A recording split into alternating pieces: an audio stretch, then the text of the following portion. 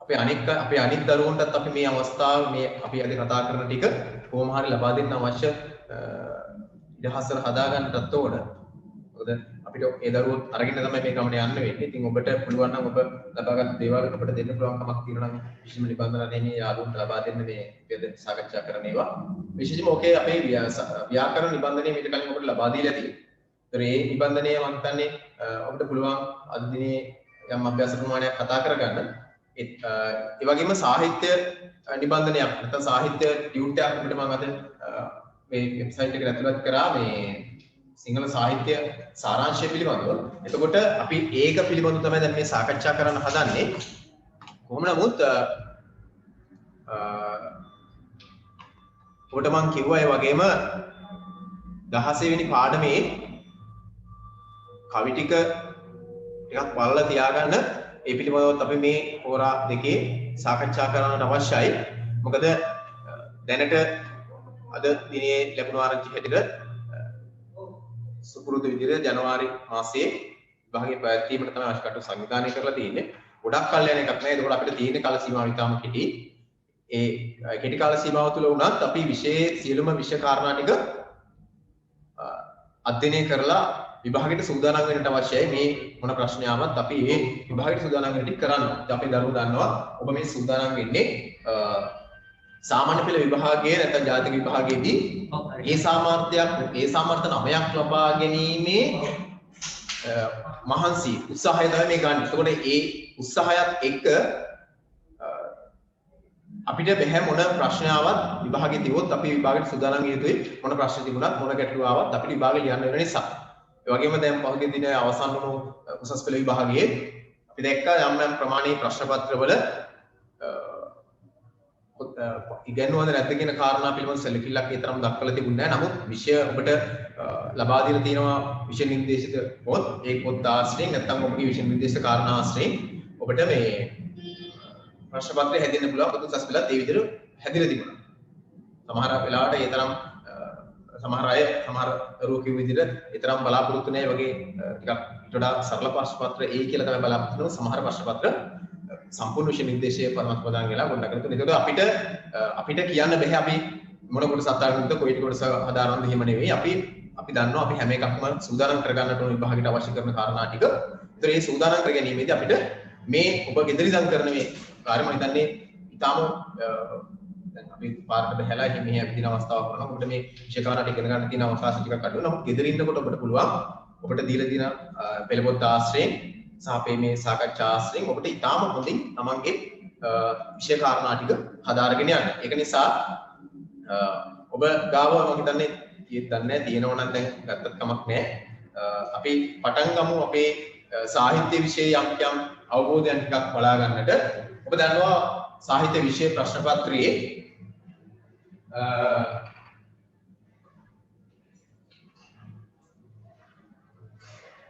පළවෙනි ප්‍රශ්නේ සාහිත්‍ය විෂය ප්‍රශ්න පත්‍රයේ ඒ කියන්නේ අපි දන්නවා ප්‍රශ්න පත්‍ර තුනක් ඔබට ලැබෙනවා විභාගයේ පැය දෙකක් පිළිතුරු සැපීම සඳහා.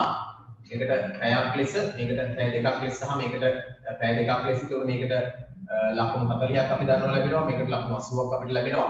මේකට අපිට ලැබෙනවා ලකුණු 80ක්. මේ 80න් මම මේ කතා කරන්නේ තුන්වෙනි ප්‍රශ්න පත්‍රයේම නැත්නම් සාහිත්‍ය විෂයට අදාළ ප්‍රශ්න පත්‍රය පිළිබඳව අපි සූදානම් වෙන ආකාරය. ඒකට අදාළ සම්පූර්ණම පාඩම් 16 මාවරණය වන විදිහට පාඩම් 16 තුල ඔබගේ අවධානයට ලක් විය යුතු නැත්නම් ඔබ වැඩි ඉඩක් ලබා දිය යුතු කාරණා ටික වෙනම සමරයිස් කරලා නැත්නම් සාරාංශගත කිරීමක් කරලා ඔබට මම අද උදෑසන අපේ වෙබ්සයිට් එකට මුදා හැරියා. එතකොට ඒක මම හිතන්නේ බොහෝ අයට සමහරවිට ලින්ක් කරගන්න බැරි වෙන්න පුළුවන්. නමුත් මම හිතනවා ඩවුන්ලෝඩ් කරලා තමන් ගාව තියාගෙන ඇති. මින් ඉදිරියට ඔයාලා මතක තියාගන්න අපි කතා කරන මේ නිතුවක් කතා කරපු සියලුම නිබන්ධන තව දවස් කීපයක් යනකොට පහුගිය සියලුම නිබන්ධන අපගේ වෙබ්සයිට් එකට මම ඇතුළත් කරනවා. ඒතකොට යම් කෙනෙකුට නිබන්ධන වල අඩුපාඩු තියෙන අයට පුළුවන් ඒක අරගෙන ඉවරලා අඩුපාඩු ටික හදාගන්න. ඒක නිසා ඔබ හැම කෙනෙක්ම සූදානම් වෙන්න විභාගයට ඉතාම හොඳින් විභාගයට ඉතාම හොඳින් මුහුණ දීලා විෂයන් 9ට ඒ 9ක් ගනිද්දී සිංහල විෂයත් ඒ එකක් බවට පත් කරගන්න. අපි මේ මහන්සි වෙන්නේ ඒකට, ඔබ මේ මහන්සි වෙන්නේ ඒකට, ඔබේ අම්මා තාත්තා මේ මහන්සි වෙන්නේ, ඔබ අම්මා තාත්තා මුදල් වේදම් කරලා මේ මහන්සි කරන්නේ ඔබ ඒකට. ඒක ඔබ මේ ඔබට ලැබී තියෙන අවස්ථාව ඔබට ප්‍රයෝජන ගන්න ඕනේ. එතකොට ඔබ වැඩිමනක් ප්‍රමාණයක් වැඩ කළ යුතු වෙනවා නිවසේ ඉඳගෙන සාමාන්‍ය විභාගය සඳහා මුහුණ දෙන්න. එතකොට අපි ඔය හැමදාම කතා කරලා තියෙන මේ විදිහට ඔබ සූදානම් වෙන්න අවශ්‍යයි. මම අද සූදානම් වන්නේ මෙන්න මේ තුන්වෙනි ප්‍රශ්න පත්‍රයේ අපි දන්නවා ප්‍රශ්න 7ක් එනවා. 7න් අපිට පළවෙනි එකට අනිවාර්යෙන්ම උත්තර ලියන්න ඕන, දෙවෙනි එකට අනිවාර්යෙන්ම උත්තර ලියන්න ඕන, තුනට උත්තර ලියන්න ඕන, හතරට උත්තර ලියන්න ඕන. මේ ප්‍රශ්න තුනෙන් එහෙකට උත්තර ලියන්න වෙනවා. එතකොට මෙතනින් පාඩම් දෙකකින් එකක් ඇවිල්ලා එකයි ලියන්න ඕන, මෙතනින් පාඩම් දෙකයි එකයි ලියන්න ඕන. අපි දන්නවා ප්‍රශ්න 5කට අපි උත්තර ලියන්න ඕන. ඒ ප්‍රශ්න 5න් පළවෙනි ප්‍රශ්නේ අපි දන්නවා සාහිත්‍ය ප්‍රශ්න පත්‍රයේ ඔබ දන්නවා හැමදාමත් ඒ විදිහට ප්‍රශ්න පත්‍රය කොට නැගිලා තියෙන්නේ ලකුණු 20ක ප්‍රශ්නයක් අපිට ලැබෙන්නේ. තාම ලේසි ප්‍රශ්නයක් දරුවනේ ඔබ දන්නවා අපි කතා කරලා තියෙන විදිහට ප්‍රථම නැත්නම් පෙරින් මේ ප්‍රශ්න මේ ලකුණු 20 ගන්න ඉතාම ලේසි.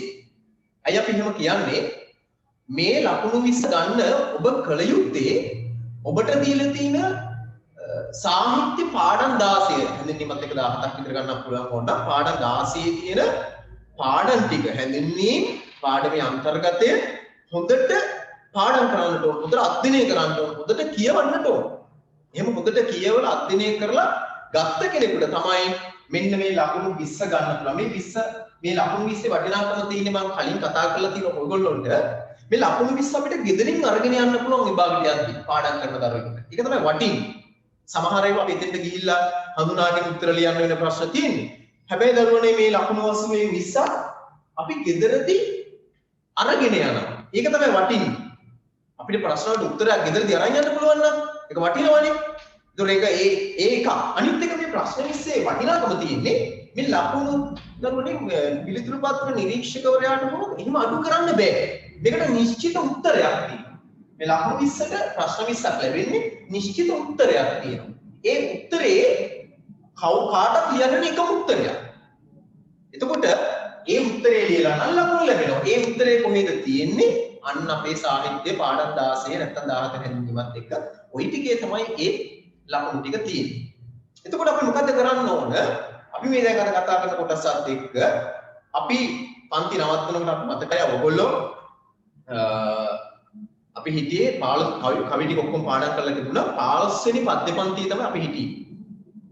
16 වෙනි පද්‍ය පන්තියේත් එකක් පාඩම් කරන්න කිව්වා. 15 වෙනි පද්‍ය පන්තියේත් එකක් පාඩම් කරන්න. එතකොට අපි දන්නවා පද්‍ය පන්ති ගත්තාම දෙවෙනි පාඩම පද්‍ය පන්තියක් තියෙන්නේ. ඒ පාඩමේ සම්පූර්ණ කවි අපි පාඩම් කර අවුරුදු දෙක ඇතුළත පාඩම් කරලා අවසන් කරගත්ත කවි 24ක්. අපි තුන්වෙනි පාඩමේ කවි ටික ඔක්කොම පාඩම් කරලා අවසන් කරගෙන තියෙන්නේ. ඊළඟට අපි පස්වෙනි පාඩමේ කවි ටික ඔක්කොම පාඩම් කරලා අවසන් කරගෙන තියෙන්නේ. 6 වෙනි පාඩමත් එහෙමයි. 10 11 පාඩම් දෙකක් එහෙමයි. 12 පාඩමත් එහෙමයි.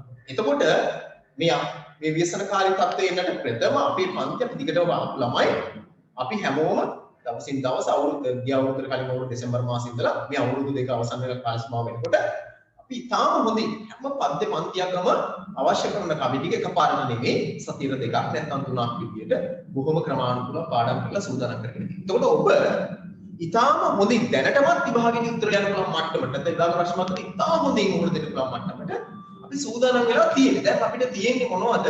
මෙන්න මේ රටේ පවතින වර්තමාන තත්ත්වයේ තුල අපිට කතා කරගන්න බැරි වෙච්ච කොටසක් තියෙනවා නම් අන්න ඒ පිළිබඳව අපිට අදහසක් ගන්න තමයි තියෙන්නේ. ඒතර මතක තබා ගන්න දරුවනේ 15 වෙනි පාඩමයි 16 වෙනි පාඩමේ කවි ටික විතරයි ඔබට පාඩම් කරන්න තියෙන්නේ. හරියට වැඩ කරපු එක. මොකද ඒ වෙනකම් ඔක්කොම පාඩම් කරලා තියෙන්නේ. අපේ ළම බොහොම දක්ෂ විදියට කවි ටික පාඩම් කරලා පන්තියේ කවි ටික ඉදිරිපත් කරලා හරි දාලා නේද? මම මේ ටික සූදානම් කියලා සූදානම් කරලා ඉවර කරලා තමයි හිටියේ අපි. එතකොට පද්‍ය පන්ති ඔක්කොම ටික පාඩම් කරගත්තාම අපිට අර විභාගෙ කිට්ටු කරලා මහන්සි වෙන තිබුණු අවශ්‍යතාවය ඇති වෙන්නේ නැහැ. ඊළඟට මම කිව්වා ඔබට ඒ කොටස පද්‍ය පන්ති පාඩම් කරනට අමතරව පළවෙනි පාඩම, හතරවෙනි පාඩම, හත්වෙනි පාඩම, 8 9 පාඩම්, 13 14 පාඩම් කියන ගද්‍ය පාඩම් ගද්‍ය පාඩම්. ඒ ගද්‍ය පාඩම් ටිකට මොකක්ද කරන්නට ඕන? ඒ ගද්‍ය පාඩම් අපි කිහිප විටක් කියවලා තියෙන්නට ඕන. හේතුව තමයි ඔය ගද්‍ය පාඩම් වලින් අපෙන් පාඩමේ අන්තර්ගතයෙන් අහන මේ ප්‍රශ්නට ගැලපෙන ප්‍රශ්න තමයි පළවෙනි ප්‍රශ්න දාලා ප්‍රශ්න ගන්න. අහන රටාව තමයි අපි දන්නවා මේකෙන් අහන්නේ උද්දෘත සම්බන්ධ. උද්දෘත සම්බන්ධ. එහෙම නැත්නම් අහනවා යම් කොටසක දීලා ඒ කොටසේ අර්ථය ලියන්න කියලා අහන්න. එතකොට මේ කෙටි ප්‍රශ්න වලට ප්‍රධාන වශයෙන් අපි අවස්ථා සම්බන්ධයෙන් සූදානම් වුණොත් කිසි ගැටලුවක් නැතුව මේ ප්‍රශ්න විස්තර සූදානම් වෙන්න පුළුවන්. අර මං කියව පාඩම් ටික කියන්නේ පද්‍ය පාඩම් ටික නෙවෙයි ගද්‍ය පාඩම් ටික. එතකොට ගද්‍ය පාඩම් වලින් ඊට අමතරව අවස්ථා සම්බන්ධයට අමතරව එන්න පුළුවන්. අපි දන්නවා ඔය සාල්නිකලාලා පාතර බානා කෙනෙකු මෙන් අර හේවට බමුණා හිස මැචස් පිටක් කියලා කියන ඒ වගේ කොටස්. මොනවද? උපමා. අනේ ඒ වගේ කොටසක් දීලා සමහර විට මේ ප්‍රශ්නේ අහන්න පුළුවන් මෙහි උපමාව සහ උපමේය මේ වෙනම ලියා දක්වන්න කියලා. ඒකමත් අහන්න පුළුවන්. එහෙනම් මම දැන් ආපහු මතක් කරනවා මේ ප්‍රශ්නේ මේ ලකුණු 20 ප්‍රශ්නේ. ගෙදරින් ලකුණු 20ක් අරන් යන ප්‍රශ්නේ. ගෙදරින් නිමෙටි කරන් යන. ඒක ඉතාම ලේසි ප්‍රශ්නයක්. උත්තර ටික දෙනවා ඒ උත්තර ටික අපිට දෙනවා කලින්. ගෙදරට සූදානම් කරගන්න පාඩම් කරලා. දැන් මොකද මේක අපේ ලේසි ප්‍රශ්නයක්. මේ ලකුණු 20 අපි කොහොම හරි ලබා ගත යුතුමයි. මොකද මේ විචාර ප්‍රශ්න තුනට වඩා විචාර ප්‍රශ්න වල අපිට 100%ක් ලකුණු දෙනවාද නැද්ද කියන එක හරියට අමාරුයි තීරණය කරන්න. හැබැයි මේ 20න් 20 නම් මොන සක්කරය කිව්වත් දෙන්න වෙනවා. මොකද මේවට උත්තර අපි ලියනවා නම් පොතේ තියෙන උත්තරනේ අපිට ලියන්න වෙන්නේ. ඒක නිසා මතක තබා ගන්න ඔබ මේ ප්‍රශ්න 20ට සූදානම් වෙන්න ඕන. ඒ සඳහා ඔබ කළ යුත්තේ දිගටම පන්ති ආපු අය වෙන්නම් ගැටලුවක් වෙන්නේ නැහැ. මොකද අපි කවි ටික පාඩම් කරලා තියෙන පන්ති ටික ඔක්කොම තම දෙකයි ඉතුරුලා තියෙන්නේ. ඒකෙන් යම් ප්‍රමාණයක පාඩම් කරා අපි පන්ති අවසාන වතාවේ කරන අවස්ථාව වෙනකොට ඉතිරි ටිකක් පාඩම් කරගත්තාම අපිට පන්ති පිළිබඳව නම් ගැටලුවක් එන්නෙම නැහැ. යම් කෙනෙකුට ගැටලුවක් එනවා නම් එන්නේ ගද්‍ය පාඩම් ටික. ගද්‍ය පාඩම් පිළිබඳව අපිට අදහසක් තියෙන්න ඕන. මොකද ගද්‍ය පාඩම් ටික අපි පොතින් කියවනවා. අපි කියවද්දී අපගේ පළවෙනි අවධානය ගත්තොත් මේ ප්‍රශ්නට අදාළව අපගේ අවධානය යන්නට ඕන අවස්ථා සම්බන්ධය දෙසට. කවුද කිව්වේ කාටද කිව්වේ මොන අවස්ථාවේද කිව්වේ ඒක ඇහුවේ කවුද එහෙම කියන්න හේතුව මොකද යනාදී ප්‍රශ්න. ඒව අහන්න පුළුවන් පාඩමේ අන්තර්ගත ඒ පාඩයක් තියෙනවා. ඒ නිසා මතක තබා ගන්න අපි ඒ විදිහට විභාගයේදී සිංහල ප්‍රශ්න පත්‍රයේ තුන්වෙනි ප්‍රශ්න පත්‍රය නැත්නම් සාහිත්‍ය කොටසේ ප්‍රශ්න පත්‍රයේ පරිණ ලකුණු 20 ගන්න. ඒක අනිත් කතා කරලා තියෙනවා මම ඔබට නැවත මතක් කළේ. අපි අද දරුවෝ ඉන්නවා ඒ දරුවන්ට දැනගන්නත් එක්ක කතා කරමු. මොකද මේ ලකුණු 20 අපිට හරියට වටිනවා. මේ ලකුණු 20 අපිට හරියට වටිනවා. මොකද මේ ප්‍රශ්න පත්‍රයේ කියන්නේ තුන්වෙනි ප්‍රශ්න පත්‍රයේ හදන්නේ ඔබට දීලා තියෙන මේ පොඩි පොතෙන් විතරයි. දැන් මම ඔගාව ඇති මම මේ ගොඩක් පරිස්සම් මේ කවරයක් නැහැ මේ පොතේ. දැන් මෙන්න මේ සතර කමාන්තරණයේ ඇතුළු මෙන්න මේකේ තියෙන පාඩම් 16යි. මේක අවසානයේ හැඳින්වීමකුත් තියෙන සාහිත්‍ය ඉතිහාස සැකවින් කියලා. ඒකට ඇතුළු මේ පාඩම් 17ක් විතර ගත්තා. ඒකෙන් තමයි මේක අනිවාර්යයෙන්ම හදන්නේ. ඒක නිසා ඔබට සෑහෙන්න වටින ප්‍රශ්න පත්‍රයක්. මේ ප්‍රශ්න පත්‍රය මොකද ලකුණු වැඩි වුණාක් අපිට ඉදිරියෙන් සූදානම් කරගෙන යන්න පුළුවන්. මේ විෂයන් දෙකට වඩා මේකේ උත්තර ටික තියෙන උත්තර ටික පිටින් අරගෙන ලියන්න තියෙනවා. මේවට කියන්න බෑ මොන වගේ ඒවා දෙන්නේ කියලා. ඒ අපේ ව්‍යාකරණ රටාව අපි හඳුනා ගන්නවා තමයි. හැබැයි අපිට කියන්න බෑ මොන වගේ ඒවා මොන වගේ විදියට ප්‍රශ්න හදයිද මොන වගේ ඡේදයක් දෙවිද අපිට උත්තර ලියන්න එහෙම කියන්නේ. නිසා ඒකට වඩා මේ සාහිත්‍ය විෂයේ මේ ලකුණු වශයෙන් අපි වැඩි ඉඩක් දෙන්නට ඕන. මේ ඔබ මේ මන්තුව කාලා ටිකකට හැදෑරුවොත් හරියට ඉගෙන ගත්තොත් මේ ලකුණු වශයෙන් මේ ප්‍රශ්න තුනට ලකුණු 3ක් අයින් කරා නැත්නම් 4ක් නැත්නම් 5ක් 6ක් අයින් කරා අපි ලකුණු 70ක් 75ක් අතර සීමාවට යනවා. සමේ ප්‍රශ්න පත්‍රය දරුනේ තාම වටිනවා. ඒ වටිනාකම තේරුම් ගන්න හොඳට කියවන්න හොඳට අධ්‍යයනය කරන්න පාඩම් ටික කවි පාඩම් කරපැයි දෙන්නුවත් නැහැ. පද්‍ය පාඩම් ටික අපේ කොහොමද හරි දැන් ගද්‍ය පාඩම් වලට අපගේ අවධානය යොමු වෙන්න අවශ්‍යයි. ඒ වගේම අපේ සිංහල විෂය අපේ පන්තියේ අපි දන්නවා මේ අපි හැමදාම කවි පාඩම් කරා. ඔබ මම හිතනවා ඒ අවශ්‍යතාවය හඳුනාගෙන මේ හිතේ කාල සීමාව තුළ ඉදිරියේදී 15 වෙනි පාඩමේ 10 වෙනි පාඩමේ ඉදිරි කවි ටිකක් පාඩම් කරගන්න නැති පාඩම් කරගන්න නැති පාඩම් කරන අය කොහොමද කරනවා හැබැයි කවිය පාඩම් කරගන්න ඕන. සමහර වෙලාවට අහන්න පුළුවන් මොන කවිද පාඩම් කරගන්න අපිට කිව්ව කියලා මේක අඩමානට යන දෙහ විභාගෙට අපි විභාගයට යන්න හොඳ සූදානම්කේ මට ඔක්කොම පුළුවන් මම පාඩම් කරලා තියෙන්නේ. සමහරලාට මේ වෙලාවේ මතක නැති වෙන්න පුළුවන් හැබැයි විභාගෙට ගියම දරුවනේ පාඩම් කරපු කෙනෙකුට ඒව හොඳට මතක හිටිනවා. විභාගෙදී හොඳට උත්තර ලියන්න පුළුවන් පාඩම් කරපු කෙනෙකුට. අපිට හිතනවා සමහරවල් දැන් මට මේ මුචිර පාඩම් කරලා පාඩම් නැහැනේ. කිසි ගැටලුවක් නැහැ. හොඳට පාඩම් කරනවා. තව පාඩම් කරනවා. මොකද අපි මේ මත පිට අපි මේ ඉලිදින අපේ මනසින් මේ අපි ගොඩක් දේවල් පාඩම් කරලා ධාරණය කරගත්තාම මේවා අපේ යටිහිතට යනවා. යටිහිතටපත් කරගෙන අවශ්‍ය වෙලාවට අපි ඒවා ලබා දෙන්න. ඒ නිසා අපි හොඳ දේවල් හැම වෙලාවෙම පුරුදු කරගත්තාම හොඳට පාඩම් කරාම ඒව නැවත නැවත අපිට අවශ්‍ය වෙලාවට ඉස්මතු වෙනවා. ඒ නිසා ගැටලුවක් තියාගන්න එපා. ගොඩක් විෂය කාරණා පාඩම් කරනකොට ඔක්කොම එකපාර මතකෙ ඉන්න බෑ එහෙම වෙන්න බෑ එහෙම උත් ඒක වෙන මසදීප තත්ත්වයක් වෙන්න පුළුවන් ඒක නිසා ඉච්චර මෙහිතන්න යන්න එපා ඔබ පාඩම් කරා නම් විභාගෙට ගියාම අදාළ ප්‍රශ්න පත්‍රය අහුවාම ප්‍රශ්න අහනකොට අපේ යටින් දාන මේක උත්තරේ මේකේ කියලා අනේ ඉබේම අපිට උත්තරේ ලබා දෙන්න. නිසා නැවත කියන්නේ හොඳට පාඩම් කරන්න කියන්නේ. එහෙනම් පළවෙනි එක අපි පොඩක් බලමු. දැන් අපි ගොඩක් අවශ්‍ය නිසා මේ ප්‍රශ්නපත් මේ ප්‍රශ්නපත් නිසා මේ පාඩම් ටික සාකච්ඡා කරන්නේ. අපි එකේ ඉඳලා පොඩ්ඩක් බලාගෙන ගියොත් 16 වෙනි පාඩම දක්වා පාඩම් ටික පොඩ්ඩක් මතක් කරගෙන ගියොත් අපි දන්නවා ගද්‍ය පාඩම් නම් පද්‍ය පාඩම් 9ක් ගද්‍ය පාඩම් 7ක් එක තමයි මේ විශේෂ නිර්දේශ කොට එක දිනේ සාහිත්‍ය කොටසේ. ඒක අපේ පළවෙනි පාඩම උනේ මටත් පුළුවන් මතක් කරගෙන අපේ පළවෙනි පාඩම උනේ සතර කම්මන්ත්‍රණයේ පාඩම. අපි මේ පාඩම ඉතාමත්දී හදාarලා තියෙනවා. අපි මම කිව්වා අපි ඒකේ සමහර විචාර ප්‍රශ්න තියෙන ගැටලු තියෙනවා අහන්න කියලා. ඔබට පුළුවන් ඒවා ඉදිරි අවශ්‍යතාවයක් අපි ඒක සලකලා බලමු කතා කරගන්න. අපේ දෙවෙනි පාඩමුනේ මුත්‍ර කාව්‍යයක් මුත්‍ර වෙනත් කියන පාඩම ඊළඟට තුන්වෙනි පාඩමුනේ ආනාහිය පානාන්න හැරෙන්නේ මතක් වෙන වෙලේ හතරවෙනි පාඩම බැතිකමේ නවීන පරිච්ඡේදය ඇතුළත් කොටස. පස්වෙනි පාඩම අපි දන්නවා කුඩු සිරිපාසයෙන් ඉන්නේ. හයවෙනි පාඩම ගංගාවේ සංගීතය. හත්වෙනි පාඩම අපි දන්නවා සිංහ බව නාට්‍ය මුක්තාගත ලේනත් හැරියම කියන පාඩම. අටවෙනි පාඩම ඔබට මතක් වෙනවනම් මතක් කරන්න බලන්න. නවවෙනි පාඩම 10 ඒ විදිහට අපිට පුළුවන් පාඩම් ටිකේ නම් ටික මතක් කරගෙන ඒක මතක් කරගන්නට ඕන. අපි එකින් එක අපිට මතකයට ආවොත් තමයි ඉබහකට ගිහිල්ලා අපිට හොඳින් උත්තර ලියන්න පුළුවන් වෙන්නේ. අපි මම කලින් කියලා තියෙන ඔයගොල්ලෝට පන්තියේදී අපි ඉගෙන ගන්න දේවල් පොතේ කොච්චර තිබුණත් අපි කොච්චර පාඩම් කරත් වැඩක් නැහැ. අපි ඒවා මතක් කරන්නේ නැත්තම්. මතක් කළ යුතුයි. මම බලන්නට ඕනේ එක වරක්වත් අපිට මේක මට පාඩම් මතකද? එක වරක් කරුණා කළොත් මතකද? අන්න මතක නම් එතකොට තමයි අපිට නැවත වරක් මේ මතකය ගොඩ ගන්න පුළුවන් ඉන්නේ. මතක නැතුව නිකන් මේ කියවන්නම් වාලේ නැත්තම් පාඩම් කරනම් වයි පාඩම් කරන් ගියයි කියලා අපිට මතක තබා ගන්න ඕන.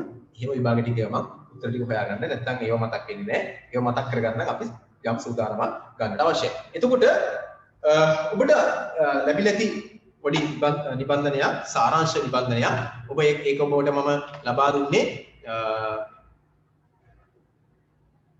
ඔබට ඒක ලබා දුන්නේ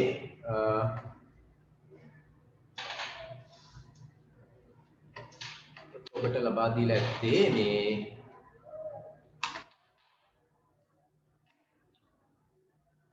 මෙහෙම නිබන්ධනයක් ඔබට ලැබිලා ඇති. මම උදේ අපේ වෙබ්සයිට් එකටම ඇතුළත් කරා. මේ වගේ එකක් ඔබට ලැබිලා ඇති. එතකොට මෙන්න මේ නිබන්ධනේ අපිට පේනවා මේ පාඩම් ටික සියලුම පාඩම් ටික මෙතන තියෙනවා. මේ නිබන්ධනයේ මෙන්න මේ තුන්වෙනි පේපර් එකේ පළවෙනි ප්‍රශ්නයක් පන්ති කතා කරලා තියෙනවා. මේ ඔබට නැවත මතක් කිරීමක් කරන්නේ අලුතින් සම්බන්ධලා ඉන්නටත් එක්ක. එතකොට ඒක අපි යම් විදියකට නැත්නම් අපි අවශ්‍ය ප්‍රමාණයට සාකච්ඡා කරලා පාඩම් කරලා තියාගන්න අවශ්‍යයි විභාගයට යන්න කලින්. මොකද ඒක අවශ්‍ය නිසා.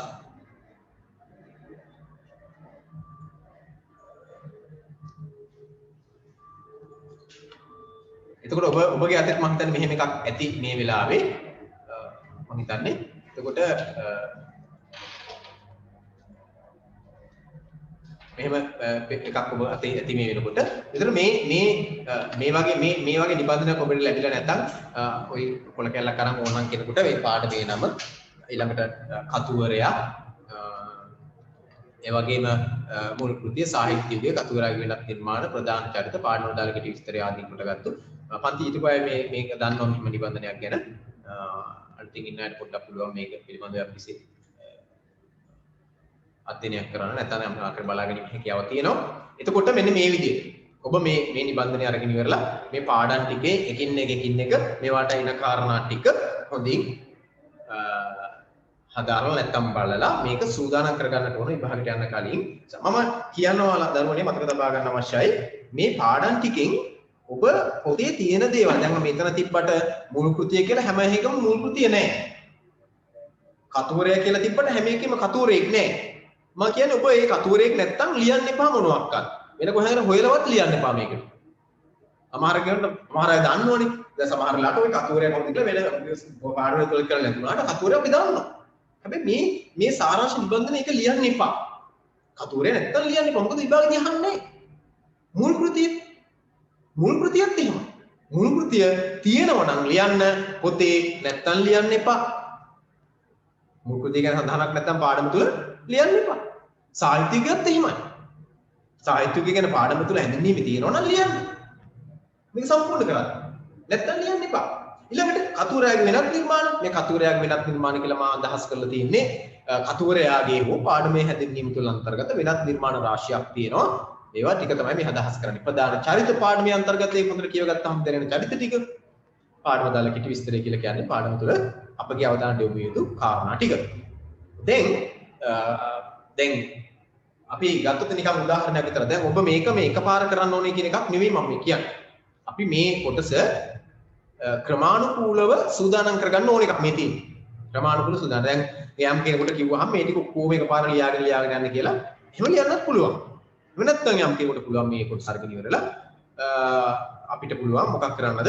දවසට එක් පාඩමක් දෙකක් හොඳින් කියවලා ඒ පාඩමට අදාළ මෙන්න මේ ප්‍රශ්න ටිකට උත්තර ටික ලියාගෙන යන්න. එතකොට අපි දන්නවා මේ උත්තර ටික පාඩම් කරලා තමයි ලියන්නේ කියලා. කිසි කෙනෙක් පොත බලලා මේ උත්තර ලියන්න එපා. පොත බලලා උත්තර ලියන එක හරිම අසාර්ථක ක්‍රමයක්. ඒකෙන් අපේ හොඳක් වෙන්නේ නැහැ. මොකද පාඩම් කරලා යමක් අපි සටහන් කරගත්තාම තමයි ඒක නැවත නැවත මතක් වෙන්නේ. පාඩම් නොකරන දේවල් මතක් වෙන්නේ නැහැ. ඒ නිසා අපි උදාහරණයක් විදිහට එක පාඩමක් අපි නිකන් බලමු පාඩමක් දෙකක් නිකන් බලමු මේකට අදාළව ගත්තොත් එහෙනම් අපි දන්නවා පාඩම් ටිකේ නම් ටික ඔය මේ පැත්තේ තියෙනවා. ඔබ පුළුවන් නම් ඔබම කොලයක් අරගෙන හදාගන්න පාඩමේ අංක ටික ලියන්න තු මේ වගේ එකක් හදාගන්න. ඒ කොලයක් හරි CR කොලයක් හරි අරගෙන ඉවරලා මේ ඒ කොලයක් හරි අරගෙන ඉවරලා මේ පාඩමේ අංක විතරක් ලියලා පාඩම ලියන්නේ නැතුව තියන්න. තියලා ඔබ ඊළඟ දවසේ අභ්‍යාසය කරද්දී ඔබට පුළුවන් පාඩමේ නම ලියලා පටන් ගන්න. මොකද පාඩමේ නමත් අපිට වැදගත්. සමහර වෙලාවට අහනවා මේ උද්ෘතය උපුටාගත්තු පාඩමේ නම කුමක්ද කියලා. දැන් උදාහරණයක් විදිහට ගත්තොත් එහෙම පළවෙනි පාඩමෙන් අපෙන් පළවෙනි පාඩමෙන් උද්ෘතයක් දීලා අහන්න පුළුවන් පාඩමේ නම කුමක්ද කියලා. පාඩමේ නම කුමක්ද කියලා අහන්නත් පුළුවන්. මෙම උද්ෘතය උපුටාගත් කෘතියේ නම කුමක්ද කියලා. පාඩමේ නම ඇහුවොත් නම් අපි දන්නවා සතර කම්මාන්තරණය කියලා පළවෙනි පාඩමේ. හැබැයි කෘතියේ නම ඇහුවොත් අන්න අපි හරියට තේරුම් ගන්නට ඕන බේරුම් කරගන්නට ඕන. ඒ අහන්නේ මුල් කෘතිය නැත්නම් අපිට අදාළ මේ පාඩම පුටාගත්තු කෘතිය අතර කම්මත් නැත්නම් පන්සිමත් ජාතක කතා පද පිළිබඳව ලියන්න. ඒ නිසා ඔනේ කිව්ව කාරණා ටික පිළිබඳව අදහසක් ඔයගොල්ලෝ ඇතුළත් කරගන්න තමන්ගේ කොටසට අපි එකින් එක කීපයක් බලමු. බලලා අපි ඊළඟ කොටසට යන්නටත් ඕන. මම හිතන්නේ අපේ මේ කොටසේ විශේෂයෙන්ම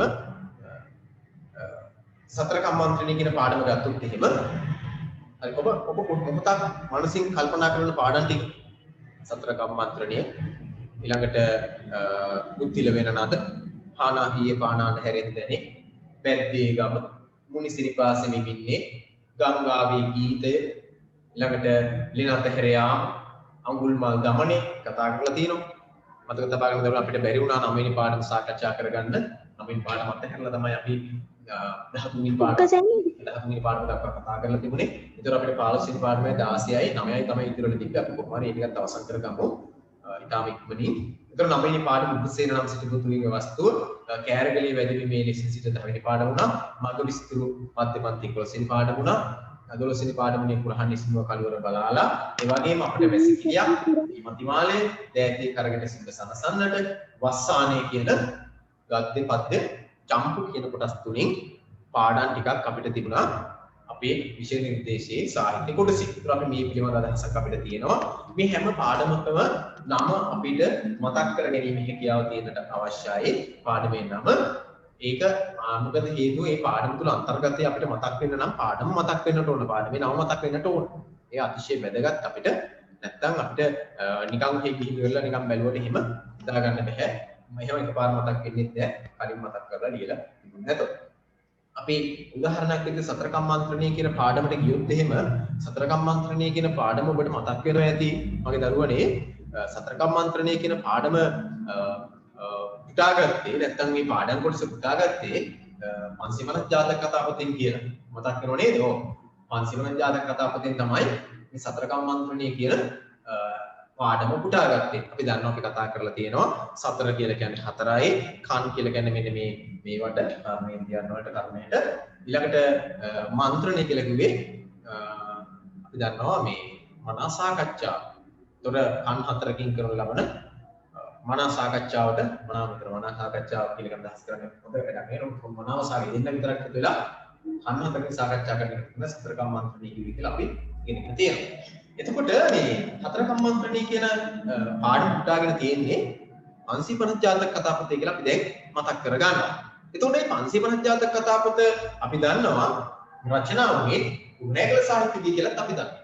කුරුණෑගල සාහිත්‍යයේ එතකොට කුරුණෑගල සාහිත්‍යය කියලා කියන්නේ තාම විශිෂ්ට සාහිත්‍යයක් සාහිත්‍යකරණෙහි විශේෂයෙන්ම කෝට්ටේ සාහිත්‍යය හැරපු කොට ගන්නවා. එතකොට කුරුණෑගල සාහිත්‍යයේදී රචනා වෙච්ච මේ 550 ජාතක කතා පොතේ ජාතක කතා අපි දන්නවා 550ක් කොට තියෙන්නේ 547යි කියලා. අර උච්චාරණය කිරීමේ පහසුකම තමයි 550 කියලා ව්‍යවහාර කරලා තියෙන්නේ. එතකොට මේ 547ම දිගම ජාතක කතාව මොකක්ද කියලා අපි දන්නවා. මොකක්ද දිගම ජාතක කතාව? මෙන්න මේ පාඩම පුටාගෙන තියෙන උම්මග්ග ජාතකේ. මොකක් පිළිබඳව සාකච්ඡා කරනු ලබන ජාතකේ. අපි දන්නවා අපිට විටින් විට මේ උම්මග්ග ජාතකයේ යම් යම් කොටස් කලින් අසරුත් විතරට හමු වෙලා තියෙනවා. අර වැලියොත් ප්‍රශ්නය නේද?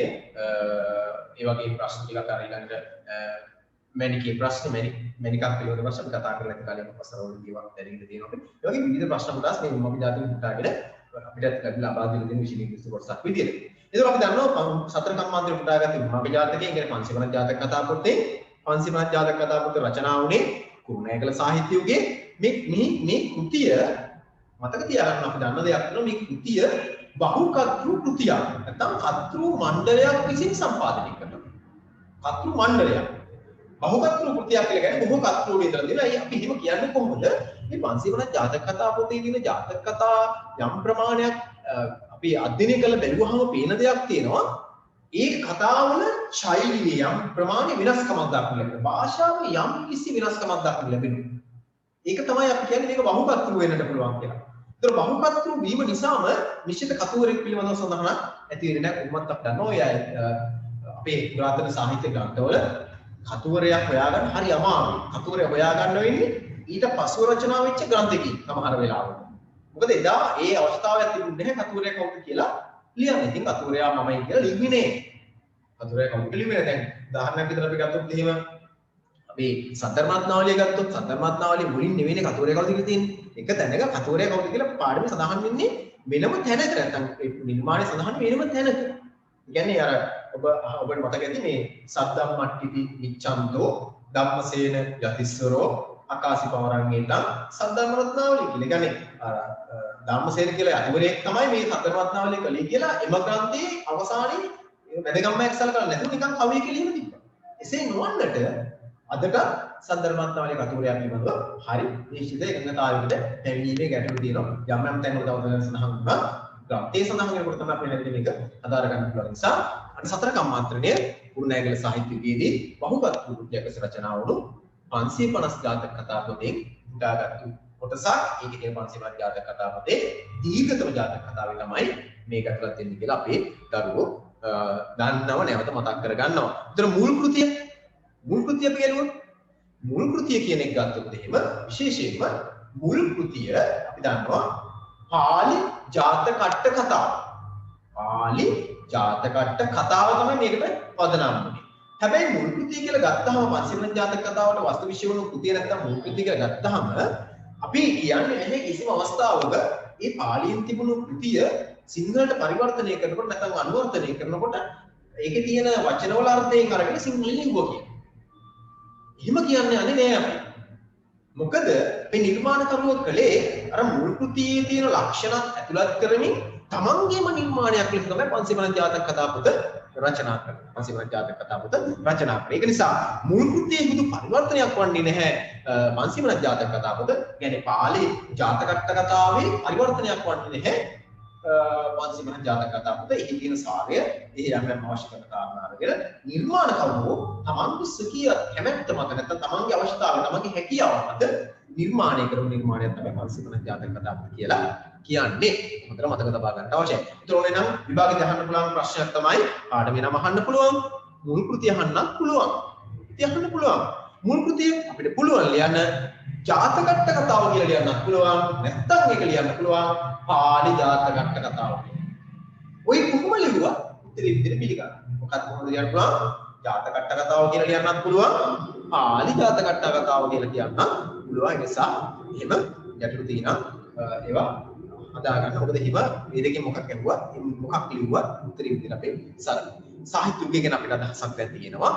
කුරුණෑගල සාහිත්‍ය යුගය අපි දන්නවා මේ කුරුණෑගල සාහිත්‍ය යුගයේ තමයි 550 ජාතක කතා පොත රචනා වුණේ. විශේෂයෙන්ම කාගේ ඇරුමෙන්ද මේක රචනා වුණේ? කාගේ ඇරුමෙන්ද රචනා වුණේ? වීරසිංහ පතිරාජ නැත්නම් ප්‍රතිරාජ කියන ඇමතිවරයාගේ ඇරුමෙන්ද රචනා වුණේ. විශේෂයෙන් මතක තබා ගන්න ඕන මේ කුරුණෑගල සාහිත්‍ය යුගයේ අර සතරවන පඬිත පරාක්‍රම බාහුව දවස තමයි රචනා වුණේ කියන එක. දැන් මේව මතක් කරගන්න ඕන. මතක් කරගත්තාම දැන් මොන අපි මතක් කරලා දැන් පාඩම් කරපු කෙනෙකුට තමයි මේක වටින්නේ. පාඩම් කරන නැති කෙනෙකුට හරි නිකන් මොකද්ද වගේදී මොකද්ද මේ කියන්නේ නිකන් එහෙම ඉන්නේ නැහැ. හැබැයි මොකද මේ දැන් විෂයත් එක්ක ඉන්න දරුවෝ විභාගෙට සූදානම් වෙමින් ඉන්න දරුවෝ දන්නවා මේ කතා කරන්නේ මෙන්න මේ ගැන නිසා ඒ ගැන අදහසක් ඇති කරගන්නවා. එහෙනම් අපි දන්නවා පාඩමේ නම සතර කම්මන්ත්‍රණය කතුරෙක් නැහැ නිශ්චිතව නැත්නම් කතු මණ්ඩලයක් සම්පාදනය කරලා තියෙන්නේ. මුල් කෘතිය ගත්තොත් අපි දන්නවා පාලි ජාතකට්ට කතාව එහෙම නැත්නම් ජාතකට්ට කතාව. සාහිත්‍ය යුගය ගත්තොත් අපි දැන් දන්නවා කුරුණෑගල සාහිත්‍ය යුගය. රජු දවස ගත්තොත් ඒව මෙතන කතා කරලා ඇතුණා. අර මොන රජු දවසද තියෙන්නේ පුත් එහෙම දන්නවා. සතරවන පඬිත පරාක්‍රම බාහුව රජු දවස. ඒ වගේම අපි ගත්තොත් එහෙම මොන ඇමතිවරයාගේ ඇරුමෙන්ද කියලා අපෙන් අහුවොත් අපිට කියන්න පුළුවන් වෙනවා මොකද? වීරසිංහ පතිරාජ ඇමතිවරයාගේ ඇරියුමෙන් තමයි මේ ග්‍රන්ථය සම්පාදනය කරලා තියෙන්නේ කියලා. ඒත් ඕව අහන්න පුළුවන්. මොකද ඔබ ගාව සාහිත්‍යත් ළඟ තියෙනවා නම් අරගෙන බලන්න හැදින්වීම තුළ ඕවා මේ විදිහට අන්තර්ගතයි. ඔය මොන වුණත් අහන්න පුළුවන් අපිට සතර කම්මන්ත්‍රණයට අදාළව. එතකොට අන්තිමට ජාතක ඒ මූලික හැදින්වීම ওই ටික පුළුවන් වෙනවා. මූලික හැදින්වීම ওই ටික පුළුවන් වෙනවා. ආපහු කියනවා මොනවද පුළුවන් වෙනවද? පාඩමේ නම, කෘතිය, කතුවරයා, සාහිත්‍ය යුගය. මේ කතුවරෙක් නැති නිසා ගැටලුවක් වෙන්නේ නැහැ. පාඩමෙන් දෙක සඳහන් වෙන නිසා උදව් තබා ගන්න මේ කියන කාරණා ටික මතක තියෙනවා. එතකොට සතර කම්මන්ත්‍රණයේ බව, කුරුණෑගල සාහිත්‍ය යුගයේ බව, ඊළඟට 550 ජාතක කතාපත කියන නම, ඊළඟට සතරවන පඬිතු පරාක්‍රම බාහුව දවස කියන එක, වීරසිංහ පතිරාජ ඇමතිවරයාගේ ඇරුමෙන් කියන එක, පාලි ජාතකට්ට කතාව මූකුතිය බවට පත් කරම ගැනීම කියන එක බිමද අපිට දහසක් අපි දන්නවා තියෙනට අවශ්‍යයි පාඩම් වල හැදීම වල සාකච්ඡා කරගන්න. අපි ගත්තොත් එහෙම ඒකේ තව දුරටත් හැදීමකට ගියොත් අපි දන්නවා මතක් කරගන්න. ඊළඟට අපි ගත්තොත් තියෙනවා ජාතක කතාපත පිළිබඳව ජාතක කතාපතේ ආකෘතිය පිළිබඳව යම් කිසි පොඩි විවරණයක් තියෙන ජාතක කතාපතේ ආකෘතිය. අර අපි දන්නවා සරල ආකෘතිය මොකද්ද? වර්තමාන කතාව, අතීත කතාව, වර්තමාන කතාව සහ සම්බෝධානය කියලා කියනවා. ඊට හා ගියහම අපි දන්නවා ඔබට පළවෙනි පාඩමේ ලබා දෙන නිබන්ධනය තුල පාඩමේ සඳහන් ජාතක කතාවේ ආකෘතියට වඩා වැඩි විස්තරයක්. يعني පාලි ජාතකට්ට කතාපතේ ආකෘතිය මොකද්ද? 550 ජාතක කතාපතේ ආකෘතිය මොකක්ද කියලා වෙන වෙනම සංසන්දනාත්මක ඔබගේ නිබන්ධනයේ ඇති. වැඩිම දැන් ප්‍රමාණයක් අවශ්‍ය නම් ඔබට ඒක හදා ගන්න පුළුවන්. එසේ නැති වුණත් ඔබට පාඩමේ සඳහන් වන සිංහල ජාතක කතාපතේ මූලික ආකෘතික තුන කියන්න පුළුවන් වෙනවා මොකද්ද? වර්තමාන කතාව, අතීත කතාව සහ සමෝදානය කියලා. දැන් හැම කතාවෙම වර්තමාන කතාව, අතීත කතාව, සමෝදානය ඔය වගේ දේවල් නේ. සමහර කතාවල සමෝදානය සාමාන්‍යයෙන් තියෙනවා. අතීත කතාව තිබුණත් ඒක බොහොම පොඩ්ඩයි තියෙන්නේ. ඒ වෙනද සමහර කතාවල අතීත කතාව දීර්ඝව තියෙනවා. වර්තමාන කතාව පොඩ්ඩක්. දැන් එහෙම ඒවත් තියෙනවා. තුලහස ජාතකෙහි මේ වගේ ජාතක කතාවක්. එතකොට අපි ගත්තොත් එහෙම මේ දැන් ජාතක කතාවේ ආකෘතියේ ආරම්භය ගත්තේ ජාතක කතාවක ආරම්භ කරන ආකාරය ගත්තොත් අපිට පේනවා ඒකේ යම් කිසි ඒකාකාරී ස්වභාවයක් හැබැයි තියෙනවා. නේද? බොහෝ ජාතක කතා පටන් ගන්නේ කොහමද? යට ගිය දවස බරණැස් නුවර රක්තදත්ත නම් රජුරු කෙනෙකුන් රාජ්‍ය කරන සමයේහි අප මහා බෝසතාණෝ ඔන්න ඔහොම තමයි බොහෝ ජාතක කතා පටන් ගන්න. ඇයි ඒ කියන්නේ ඒකට මොකද්ද අපි කියන්නේ? ඒකට අපි කියන්නේ යම් කිසි ශෛලියක් තියෙනවා. අපි මේ ශෛලියට කියන මොකද්ද කියලාද? බණ කතා ශෛලිය. බණ කතාවක් කියන විදිය. බණ කතාවක් කියන විදිය. ඊළඟට ඒක අනිත් එක මේ ජාත පුරාතන මේ ග්‍රන්ථවල අනිත් ලක්ෂණය මොකද්ද? මේ අහගෙන ඉඳලා රස විඳින්න තමයි මේක රචනා වෙන්නට ඕනේ. අහගෙන ඉඳලා රස විඳින්න. ඇයි? අනේ අපි දන්නව මොකද්ද? ඔය ඈත අපේ ඉතිහාසය තුළ සාහිත්‍යික ගත්තන් පස්සේ නිර්මාණ රස විඳින්න පුළුවන් වුණාට නිර්මාණ කියවලා රස විඳින්න පුළුවන් කමක් අපේ අතීත ගැමියාට තිබුණේ. අපි එකට කියනවා අකුරු ලියීමේ කියමේ හැකියාව තිබුණේ නැහැ කියලා. දැන් නම් අපි ඒක අකුරු ලියීමේ කියමේ හැකියාවට තනි වචනයක් කියන මොකක්ද කියන්නේ? සාක්ෂරතාවය කියලා. එතකොට අතීතයේ සාක්ෂරතාවයේ හීන බව නිසා අකුරු ලියන්න කියවන්න පුළුවන් වුණේ තාම අඩු පිරිසකට.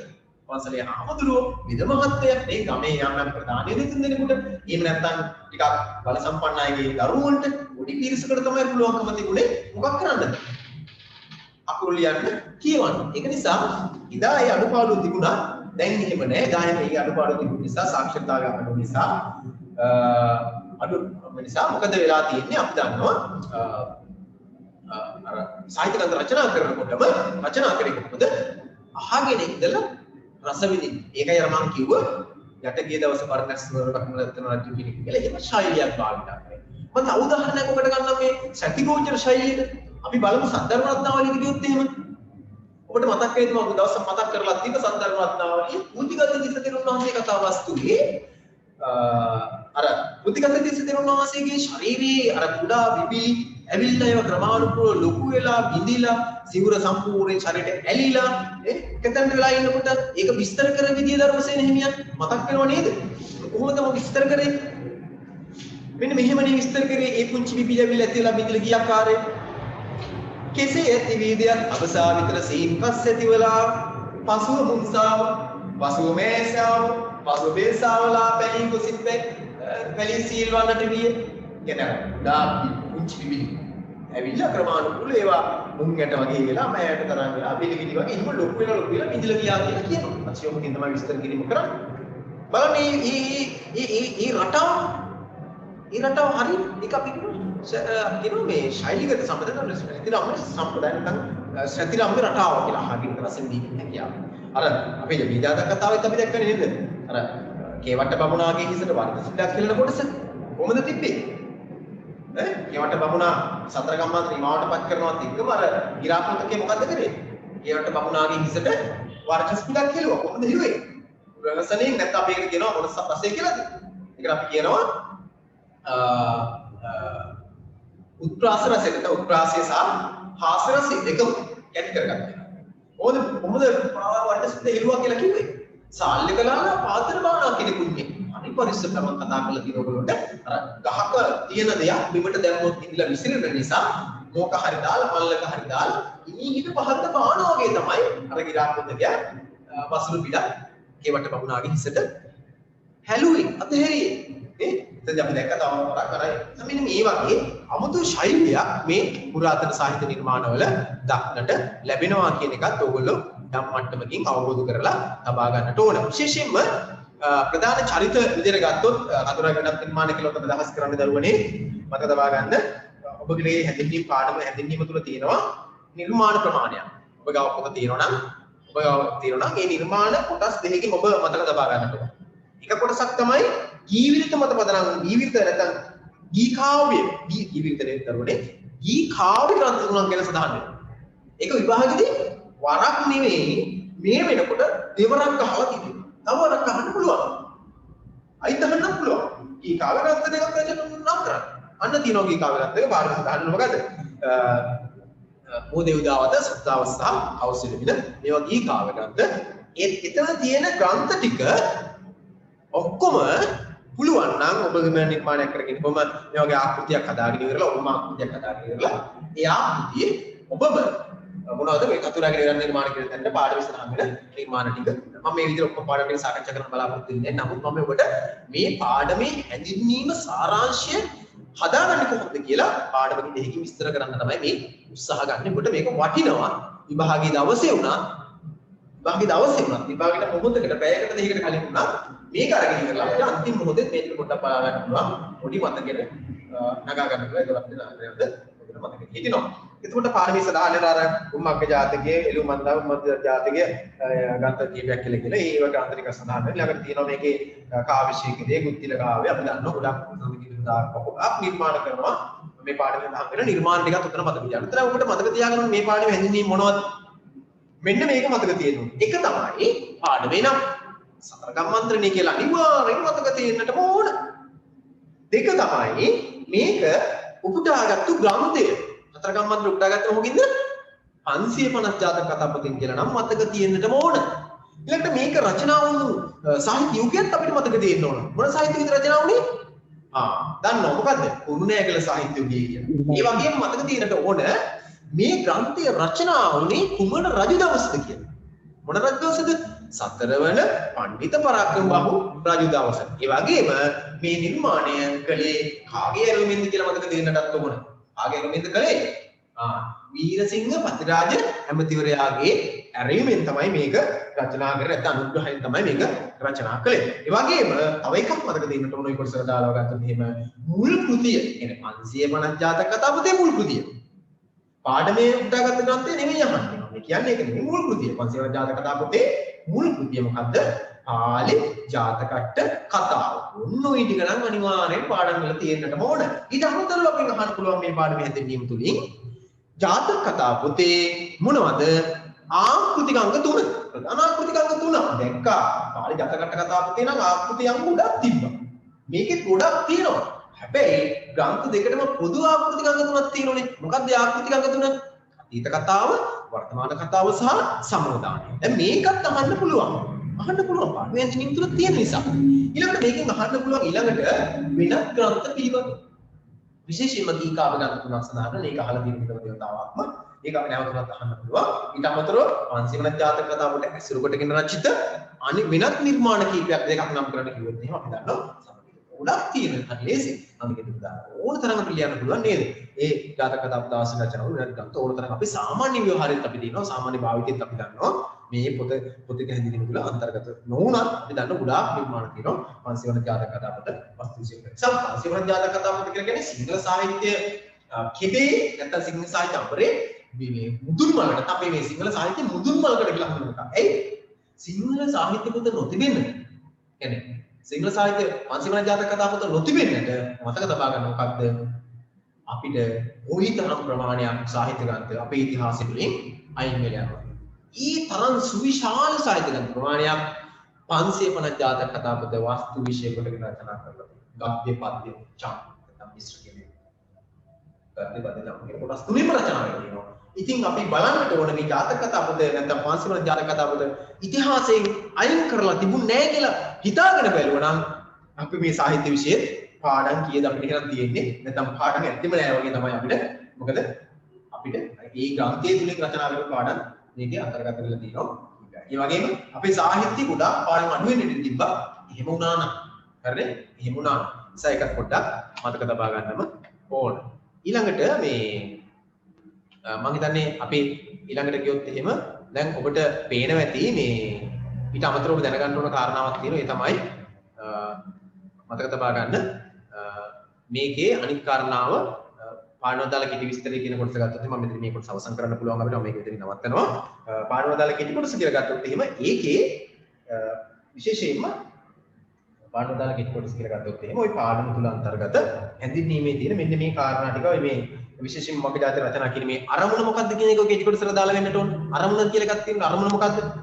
මොහොතද පඬිතුමාගේ බුද්ධි මහිමේ ප්‍රකාශ කිරීම අරමුණ. අන්න ඒ වගේ මේ අහන්න. හරිද? ඊළඟට පාඩමේ දීර්ඝතම කතාව බව, කියන්නේ ජාතක කතා පොතේ දීර්ඝතම කතාව බව අපිට දැනගන්න ඕනේ ආනාද කෙටි විස්තරය තුල. ඒ වගේම මේකේ තුල තියෙන අනිකුත් විස්තර ඒ පහදින් තුල දැන විස්තර මොනවද කියලා දැනගන්න ඕනේ. ඒ වගේම දැන් අපිට අතුලත් කරන්න පුළුවන් පාඩමෙන් අහන ප්‍රශ්න කීපයක්. ඉන්නේ ප්‍රශ්න කීපයක් අපිට උදේට ඉතුරු ගන්න පුළුවන්. මම විශ්වාස කරනවා මම හිතන්නේ ඔබට දැන් මෙන්න මේ විදියට අපිට පුළුවන් මොකක් කරන්නද? සාහිත්‍ය සාරාංශ ගොඩනගන්න. සාහිත්‍ය සාරාංශයක් ගොඩනගා ගන්න පුළුවන්කම තියෙනවා මෙන්න මේ විදිහට. ඒක නිසා ඔබ මතක තබා ගන්න ඕන දෙයක් තියෙනවා. මම අර කිව්ව කාරණා. මම ඔය උත්තරට අදාළ ඔක්කොම කතා කරනවා. වැඩිපුර ප්‍රමාණයක් කතා කරන්නේ. ඒක මතක් කිරීමක් කරේ. ඒතර ඔබත් මේව මතක් කරගන්න ඕනේ. කියනකොට අහලා ඒවා අහලා නැත්නම් කලින් අපි කතා කරන නිබන්ධන මාලාවල තියෙන අන්තර්ගත ඒවා මම පොඩ්ඩක් මතක තබා ගන්න. ඒ වගේ ඔබට මම හිතන්නේ මහා ලොකු දෙයක් උන්නේ මේ හැඳින්වීම සහ මේ පාඩිය අන්තර්ගතය. මේ හැඳින්වීම ඔබ 10 වසරේදී මේ හිස්තැන් තියලා පාඩම් කරලා හොඳට ධාරණය කරගෙන තින්නේ. එහෙමත් මදි කෙනෙක් කියනවා නම් තා පොඩි අභ්‍යාසයක් ඔබට පුළුවන් කරන්න. ඒ තමයි මේ පාඩමේ තියෙන හැඳින්වීමේ අර අපි හිස්තැන් තියලා ලිව්වේව තියෙනවනේ. අන්නේ හිස්තැන් තියලා ලියපුවා වලින් අපිට පුළුවන් මොනව කරන්නද? ප්‍රශ්න ටිකක් ගොඩනගන්න. ප්‍රශ්න ගොඩනගන්න. මේක ඉගෙන ගන්න හොඳ ක්‍රමයක්. අනිත් ඉගෙන ගන්න හොඳ ක්‍රමයක්. අපි හැඳින්වීමෙන් ප්‍රශ්න ගොඩනගනවා. ප්‍රශ්න ගොඩනගනවා. අපි උදාහරණයක් විදිහට ගත්තොත් පාඩමේ නම කුමක්ද? අපි උත්තර තිබුණ නිකන් මතක් කරගෙන සාල් එක ලාලා පාත්‍ර බානා කෙනෙකුන් මෙන් කියලා මතක් කරගෙන අපි මේ උත්තර දුන්නේ කියලා ඔබ නිකන් එහෙම හිත ඉහත පාඩේ පුටාගත් පාඩමේ නම කුමක්ද? අපි ලියන මොකද්ද පාඩමේ නම? පාඩමේ නම සතරක මන්ත්‍රය. ඊළඟ ඒ විදිහට අපි ප්‍රශ්න ගොඩනගනවා. එකිනෙක ප්‍රශ්න ගොඩනගුවාම අපිට තේරෙනවා එහෙනම් අපිට පුළුවන් මොකක් කරන්නද? ප්‍රශ්න ගොඩනගුවාම මේක තමයි. අහන්නේ ප්‍රශ්න නෙමෙයි කොටසේ. අපි දන්නවා අහන්නේ ප්‍රශ්න නිසා ප්‍රශ්න ගොඩනගනවා. ප්‍රශ්න ගොඩනගුවාම අපිට අපිම ගොඩනගලා දින ප්‍රශ්න වලින් උත්තර ලියාගෙන ලේසි. ඊළඟ විභාගෙ. ඒක සුද්ධ කරගන්න පුළුවන් යම් කෙනෙකුට අනේ මේකේ ලකුණු 20න් 18ක් නම් ගන්න ඕන අවුම අන්තියාපු දරුවෝ නැත්තම් ලැජ්ජයි නෙමෙයි විලිලැජ්ජයි. ඇයි? පොතේ තියෙන මංකෝ ගෙදරින් එන උත්තර ටිකක් නෙමෙයි තියෙන්නේ. මේක බලන්න ඕන. හොඳට බලන්න ඕන. වහාම පාඩම් කරන්න ඕන. නිකන් කොහෙන් හරි වෙන ආකෘති ප්‍රශ්නයක් අරගෙන ඉවරලා අග්ගාලා බලන්න ලකුණු 20න් 18ක් ගන්න පුළුවන්ද කියලා. 18ක් ගන්න බැරි නම් ඔබ ඊටාම අඩු පාඩම් කිරීමේ තත්වයකින් පාඩම් කිරීම මදි. විශේෂයෙන් අවබෝධය මදි. ඒක හොඳට කරගත්තොත් අපිට හොඳට මේ පිළිබඳව අදහසක් ඉතු ගැනීමේ හැකියාව තියෙනවා. ඔබ අනිවාර්යෙන් ඒක කරන්නටම ඕන. හරිනේ? හරි. එතකොට අපි ගත්තොත් එහෙම ඔය විදියට මම කියපු කාරණාත් එක්ක ඔයින් හැම එකක්ම පාවිච්චි කරන්න යන්න එපා. තමන් දක්ෂ නම් ගොඩක් ඒවා පාවිච්චි කරන්න යන්න එපා. මේ කිව්වේ ඒවා දැන් අපිට මේ පාඩම හැඳින්වීම පුළුවන් නම් අයි තව මුකුත් ආයි ප්‍රශ්න උත්තර ලියලින් ප්‍රශ්න ආදාන උත්තර ලියන්න එපා. මම මේ කිව්වේ ලකුණු 18ට වඩා අඩුවයි. හදන්න ප්‍රශ්න හැඳින්වීමේ. හදන්න පාඩමේ හැඳින්වීමේ ප්‍රශ්න. හදලා ඒවට උත්තර ලියන්න. උත්තර නොලියවක්ම නෑ උත්තර මනසින් ප්‍රශ්නේ හබල උත්තරේ මතක් කරගෙන උත්තරේ ගලප ගන්න. ප්‍රමාණ. සාය ලකුණු ටික අපි ගන්නට ඕනේ බාරදී අතපස කරගන්නේ නැතුව ඔකත් ඕව අනිවාර්යෙන් ඔබ මතක තබා ගන්න අවශ්‍යයි. ඒතර සිංහල විෂයේ ওই පළවෙනි ප්‍රශ්න දාලා පොඩි කොටසක් තමයි මම ඔබට මතක් කරේ. ඒ මතක් කරේ මතක තබා ගන්න අපිට මේ කොටස අතිශය වටිනවා විභාගෙදී හොඳ ලකුණක් ලබා ගැනීම සඳහා. හොඳ ලකුණකට යන්න. එතකොට අපි මේවා කලින් පාඩම් තුන සාකච්ඡා කරලා ඇති ඔබට නැවත මතක් කිරීමක් කරේ දැන් ගොඩක් කාලෙකින් අපි මේව හමුුනේ. ඒ නිසා ඒ වගේම අලුතින් ඉන්න ළමයින්ට මේ කිව්ව කාරණා පිළිබඳ අදහසක් විතර ගන්න පුළුවන්. අපි මේ හැම පාඩමකට අපි නිබන්ධනයක් සාකච්ඡා කරලා තියෙනවා. ඒ නිබන්ධනය තුල මතබදන වෙලා අපිට පුළුවන් මේ කියන කාර්යයන් ටික හොඳින් කතා කරගන්න. හරි අපි එහෙම ගත්තොත් ඊළඟට මම කැමතියි ඔබට තව එක පාඩමක් ටක් ගාලා පොඩ්ඩක් හිටි විනාඩියක් දෙකකින් කතා කරලා අපි අපේ ඊළඟ කොටසට යන්න අපි සාකච්ඡා කරලා ඊළඟ කොටසට විශේෂයෙන්ම මේ පළවෙනි පාඩමෙන් පස්සේ අපේ දෙවෙනි පාඩම බවට පත් වෙන්නේ බුද්ධිල වෙන නද නැත්නම් බුද්ධිල කාව්‍යයේ උදාගත්තු කවි කියන්න 34 කවි 34. ඒතකොට අපි කවි 34 මොකක් කරලා දෙනවද පන්ති තුල? එකින් එක පාඩම් කරලා තියෙනවා. පාඩම් කරලා විතරද? නෑ. අපි මොනවද කරේ?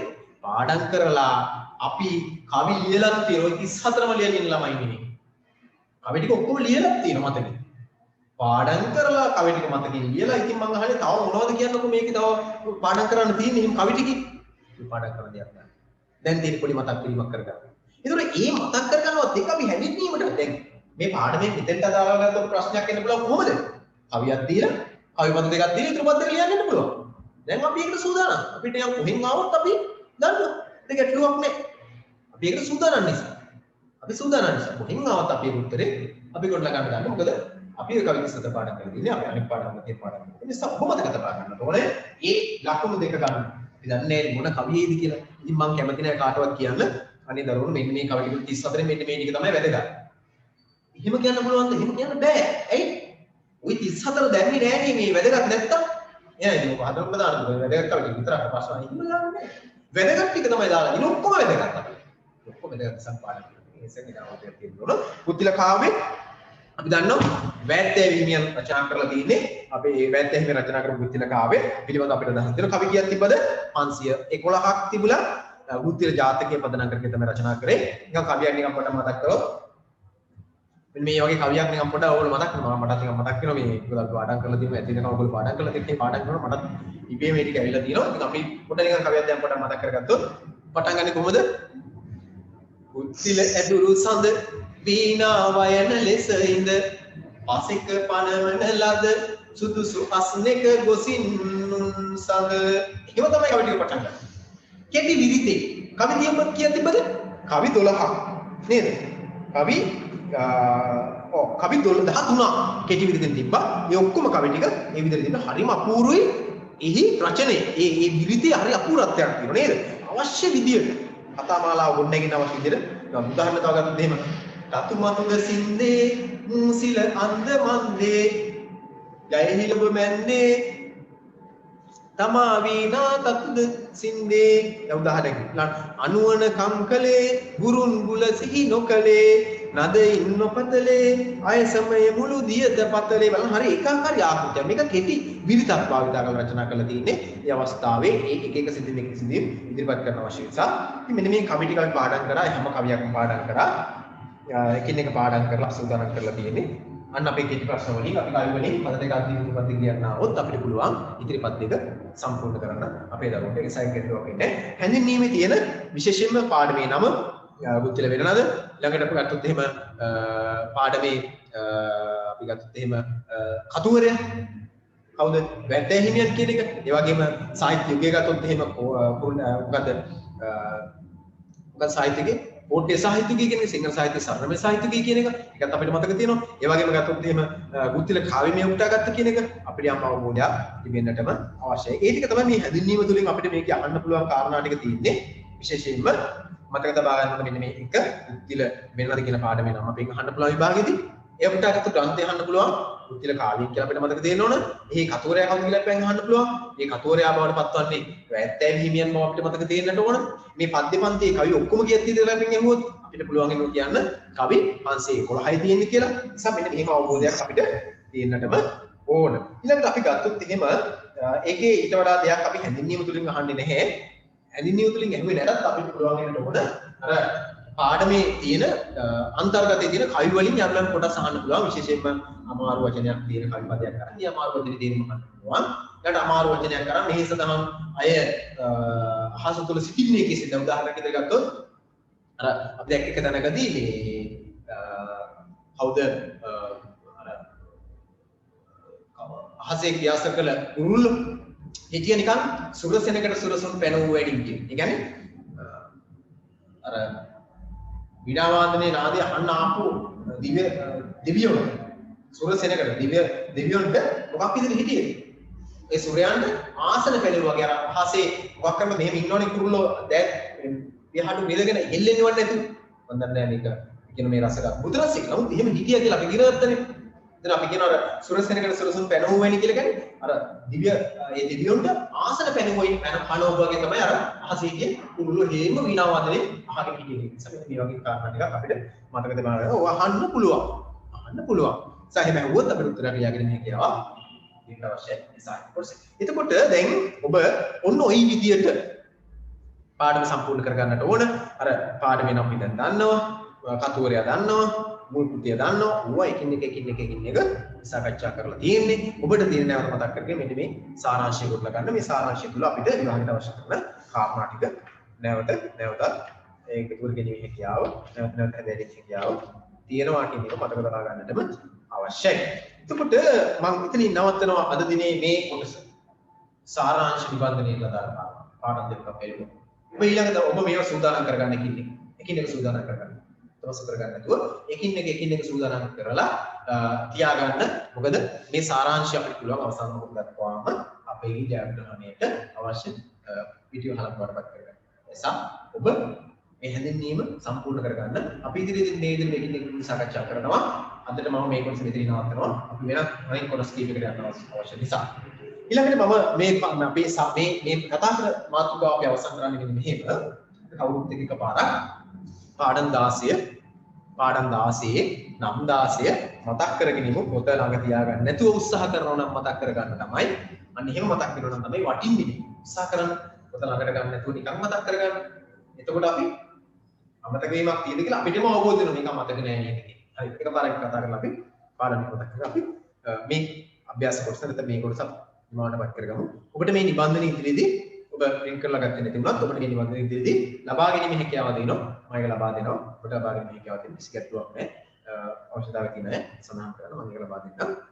දැනට ලබා ගත්ත නැති අය ඉන්නවා නම් ලබා ගත්ත එක අවශ්‍ය කරන්නේ නැහැ. මේ ආකෘති මම දුන්නේ මේක මගෙන් අරගෙන හදන්න නෙවෙයි. ඔබට පුළුවන් මේ ආකෘතිය අවුරුද්දට වැඩි දියුණු කරලා මීටත් වඩා හොඳ ආකෘතියකින් සාහිත්‍ය පාඩම් 16 17ම හොඳ සාරාංශයක් හොඳ සාරාංශ කෙටිසටහනක් හදාගන්න ඒක ඉතාම වටිනා විභාගෙදී මමත් කරලා තියෙන බොහෝ අවස්ථාවල ඔබටත් කරන අවස්ථාවල මේ අත්දැකීමත් එක මේ කියන්නේ මේක වටිනවා හොඳට පාඩම් කරගත්තා දැන් පස්සේ ඒක ඉස්කට්ලුවක් නෑ අපි හරි ඊළඟට මේ පාඩම් 16 කතා කරලා පාඩම් 16 මතක් කරගෙන ඉතාම ඉක්මනින් අපි අපේ ඊළඟ අද ඉදිරියේ ඊළඟ කොටසට යමු ඒකට අපිට මතක් කරගන්න පාඩම් එකින් එක පාඩම් 16 මතක් කරගෙන ඉක්මන් කරලා පළවෙනි පාඩම අපි දරුවනේ ඔයගොල්ලෝ මතක් කරගන්න එහෙම තියෙන තමයි කියාගත්ත ගමන් නෑ පළවෙනි පාඩම අපි දන්නවා සතරකම් මාත්‍රනේ අපි කතා කරා දෙවෙනි පාඩම ඉන්නේ බුද්ධිල වෙනනද ඊළඟට තුන්වෙනි පාඩම බවට පත් උනේ හානාහිය පානා හැරෙන්දනේ අපි පොඩ්ඩක් මතක් කරමු ඔය මතක් කරගන්න නේද මතක් කරනවද මතක් කරනනේ දැන් උදාහරණයක් විදිහට ගත්තොත් මෙන්න මේ කවිය නිකන් කවිය අපි පාඩම මතක් කරනකොට කවිය පොඩ්ඩක් මතක් කරමු නිකන් මොකද කවිය ඇස නැතිදා පොත ගත්තේ කියන්ටද දත නැතිදා උද්දලුගිනි තපින්ටද වෙර නැතිදා ගහගත්තේ දිනන්ටද යුද ඇතිදා නැති කම කුස් කොටන්ටද අපි මේ මොන ප්‍රශ්නයක්වත් ඒ හැම ප්‍රශ්නයකටම උත්තර හොයන්න ඕන හැබැයි අපි අවශ්‍ය කාලය අවධිය අනිවාර්යෙන් කරන්න මොනවා තිබුණ ප්‍රශ්න අපි අපිට අවශ්‍ය කරන්නට ඕනේ අනිවාර්යෙන් කරගන්න ඒ නිසා ඔබ පොඩ්ඩක් මතක තබා ගන්න ඔබ ඒ විදිහට ඒ කොටස බලන්න මම අර කවිය පොඩ්ඩක් මතක් කරලා හතරවෙනි පාඩම ගත්තොත් මට මතක් වෙනවා වැද්දේගම උටාගත්තේ වැද්දේගම පුතේ උටාගත්තේ වැද්දේගම පුතේ 9 වෙනි පරිච්ඡේදය කියලා අපි දන්නවා වැද්දේගම පුතේ මූලාස්කන්ධය බවට පත් වෙන මොකක්ද කියලා අපි දන්නවා මොකද ලෙනාඩ් කුල් මහතා රචනා කරපු the village in the jungle කියන කෘතියේ අනුවර්තනයක් තමයි මේ තිබෙන්නේ ඊළඟට අපි ගත්තොත් එහෙම පස්වෙනි පාඩම බවට පත් උනේ මුනිසිරි පාසලෙන් ඉන්නේ ඩිවිඩ් ජාතික්ස් මහින්දේවයන්ගේ ඊළඟට හයවෙනි පාඩම ගත්තොත් එහෙම ගංගාවේ සංගීතය කාගේද අපේ පොඩ්ලිගම කවියාගේ ඊළඟට නේනාත හෙරයාම සිංහ බහුල නාට්‍යයක් උටාගත්තේ ඊළඟ මුල්මල් දමනය ඊළඟට 9වෙනි පාඩම 9වෙනි පාඩම වලට පත් උග්ගසින සිටිපුතුගේ කතා වස්තුව සිගුතුගේ වස්තුව කෑරගලේ වැදිබේ මේ ලෙක්ෂන් සිරිත 6 මග්ග විසිතුරු 11 12 බවට පත් උනේ අපි දන්නවා පුරහන් සිංහ කරවල මග විසිතුරු කුරාණි සිංහ කරවල බලාලා ඊළඟට අපට වැසිකිළියක් දියමන්තිමාලය ඊළඟට ගත්තොත් එහෙම දෑත් එක අරගෙන සිම සනසන්නට ඊළඟට වස්සානේ සහ තව පාඩමක් අපිට තියෙනවා සිංහල සාහිත්‍ය එක වෙන්නේ එකත් හොඳට බලා ගන්න ඕනේ ඒකෙන් ප්‍රශ්න අහලා තියෙනවා ඊට කලින් සමයකත් එහෙදින්වත් අනිවාර්යෙන් බලා ගන්න. එහෙනම් ওই කොටස මම ඔතනින්ම විදිහට ওই පාඩම් කොටස මොතෙන් අවසන් කරනවා. අපි තව කොටස් දෙකක් අපිට අද නිමිතෝ තියෙනවා. එකක් තමයි මේ අවසන් කරේ සාරාංශය දෙලිම මේක නැවත කතා කරමු. දැන් පාඩම් දෙක ගැන සාකච්ඡා කරමු. ඉදිරියට ටිකක් අපි කතා කරමු. වෙලාවක් නැහැ විදිහට.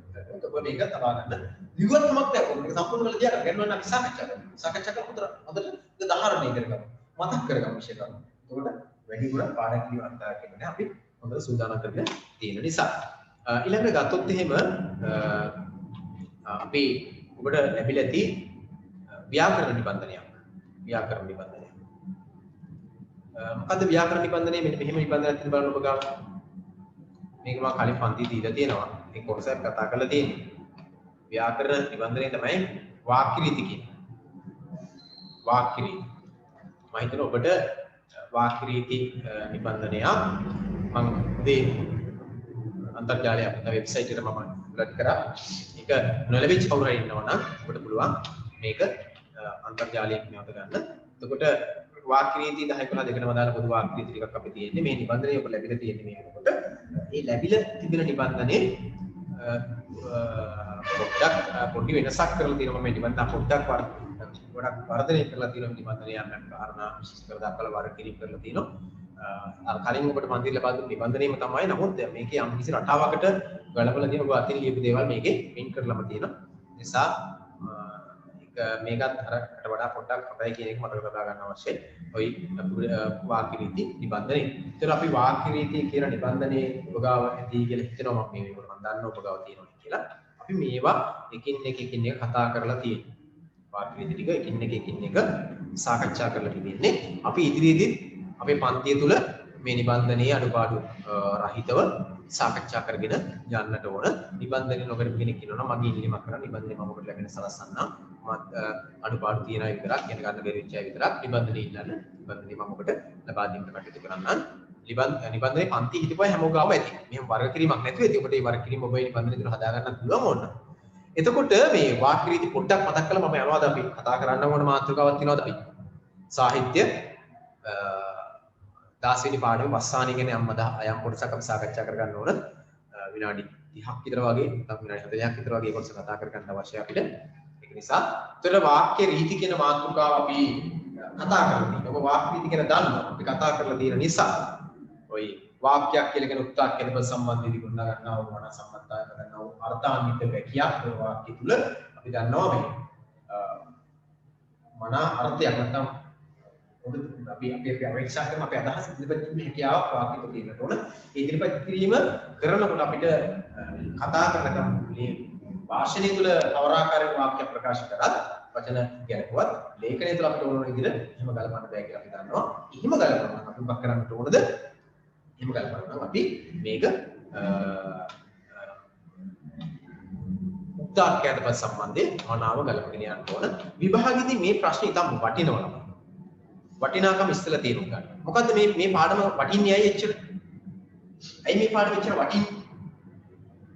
මේ පාඩම තමයි මුළු විෂය නිර්දේශෙම පොදු ලකුණක් ලැබෙන ප්‍රශ්න නැත්නම් පොදු ලකුණක් ලැබෙන මාතෘකාව. ඇයි එහෙම කියන්නේ? වාක්‍ය රීති කියලා කියන්නේ පොදු මාතෘකාවක් මුළු විෂය නිර්දේශෙට. සිංහල විෂයට විතරක් නෙමෙයි. අනිකුත් විෂයන් වලටත් එහෙමයි. අපි සිංහල විෂය ගත්තා මේක ව්‍යාකරණ කොටසේ මාතෘකාවක් වුණාට පළවෙනි ප්‍රශ්න පත්‍රයේ හැරුණාම දෙවෙනි ප්‍රශ්න පත්‍රයේ තුන්වෙනි ප්‍රශ්න පත්‍රයේ ප්‍රශ්න පත්‍ර දෙකටම අවශ්‍ය කරන නිවැරදි වාක්‍ය කොට නැගීම. මොකද විභාගයේදී සිංහල විෂයේදී වාක්‍ය නැත්නම් උත්තරකයට පද සම්බන්ධය ගැන හොඳ අවධානයක් අපිට තියෙන්න ඕන. ඒක විශේෂයෙන් බලනවා. එතකොට රචනාවේ වෙනම ලකුණු ලැබෙනවා. උන්න උත්තරකයට පද සම්බන්ධය නැත්නම් වාක්‍ය නිකුත් වාක්‍ය නිවැරදිව ලියුවාම වෙනම ලකුණු ලැබෙනවා. වැරදි වාක්‍ය තිබුණොත් මොකද වෙන්නේ? පිළිතුරු පත්‍ර බලන කෙනාට කියනවා රචනය තුළ වැරදි වාක්‍ය තියෙනවනම් මොකක් කරන්න කියලාද?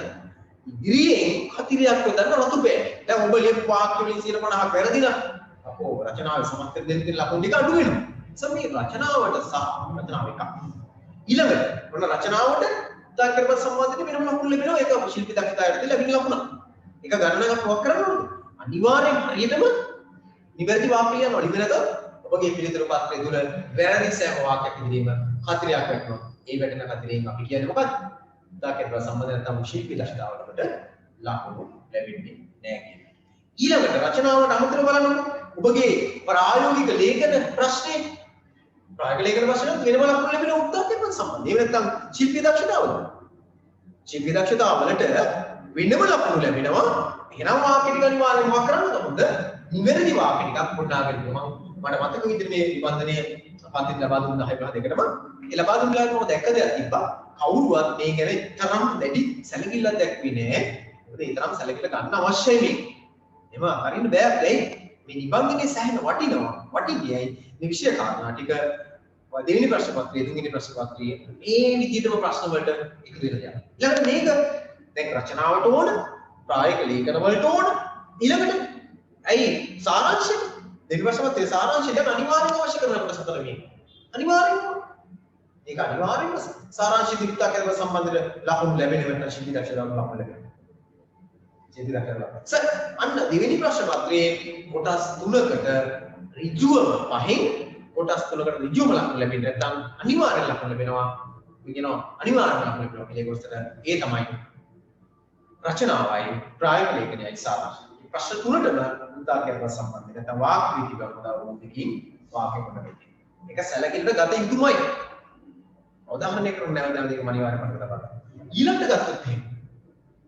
ඊට අමතරව උත්තරකයට සම්බන්ධයෙන් නැත්නම් වාක්‍ය රීති වල වැදගත්කම තියෙන්නේ දෙවෙනි ප්‍රශ්න පත්‍රයේ පළවෙනි ප්‍රශ්නේ 20 එන එක. ඒකත් වාක්‍ය දෙකක් අහනවා වාක්‍ය දෙක උත්තර ලියන්න උත්තරකයට සම්බන්ධ කරගන්නට ඕන. නැත්නම් වාක්‍ය රීති දැනගෙන ඉන්නට ඕන.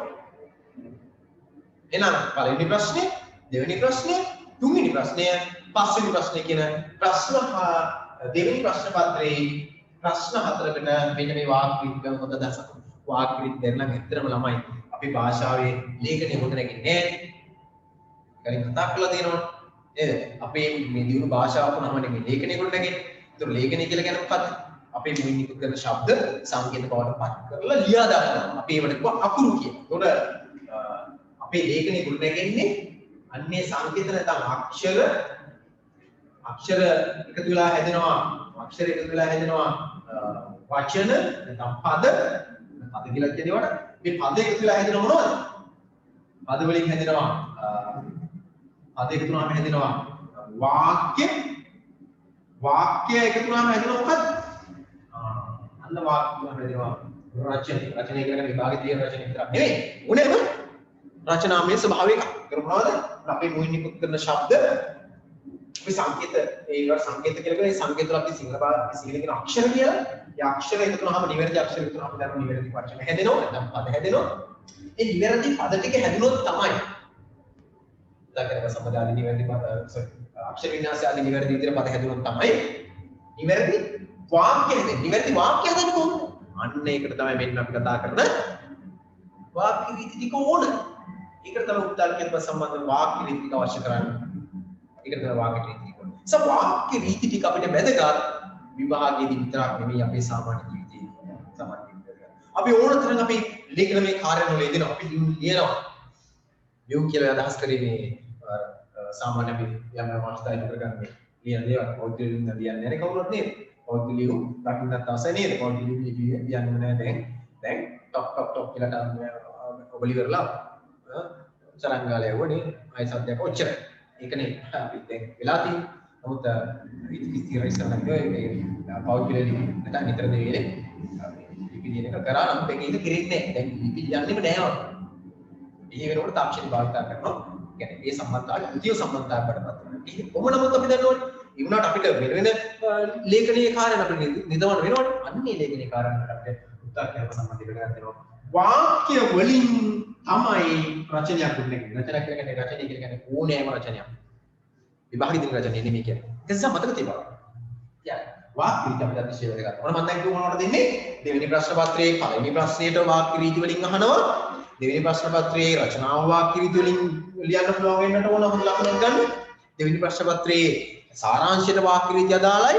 දෙවෙනි ප්‍රශ්න පත්‍රයේ ප්‍රායෝගික ලේඛන ප්‍රශ්නයට අදාළයි. ප්‍රශ්න 4කට අමුමේ උත්තර නැත්නම් අමුමේ දැනගෙන ඉන්න ඕන මොනවද?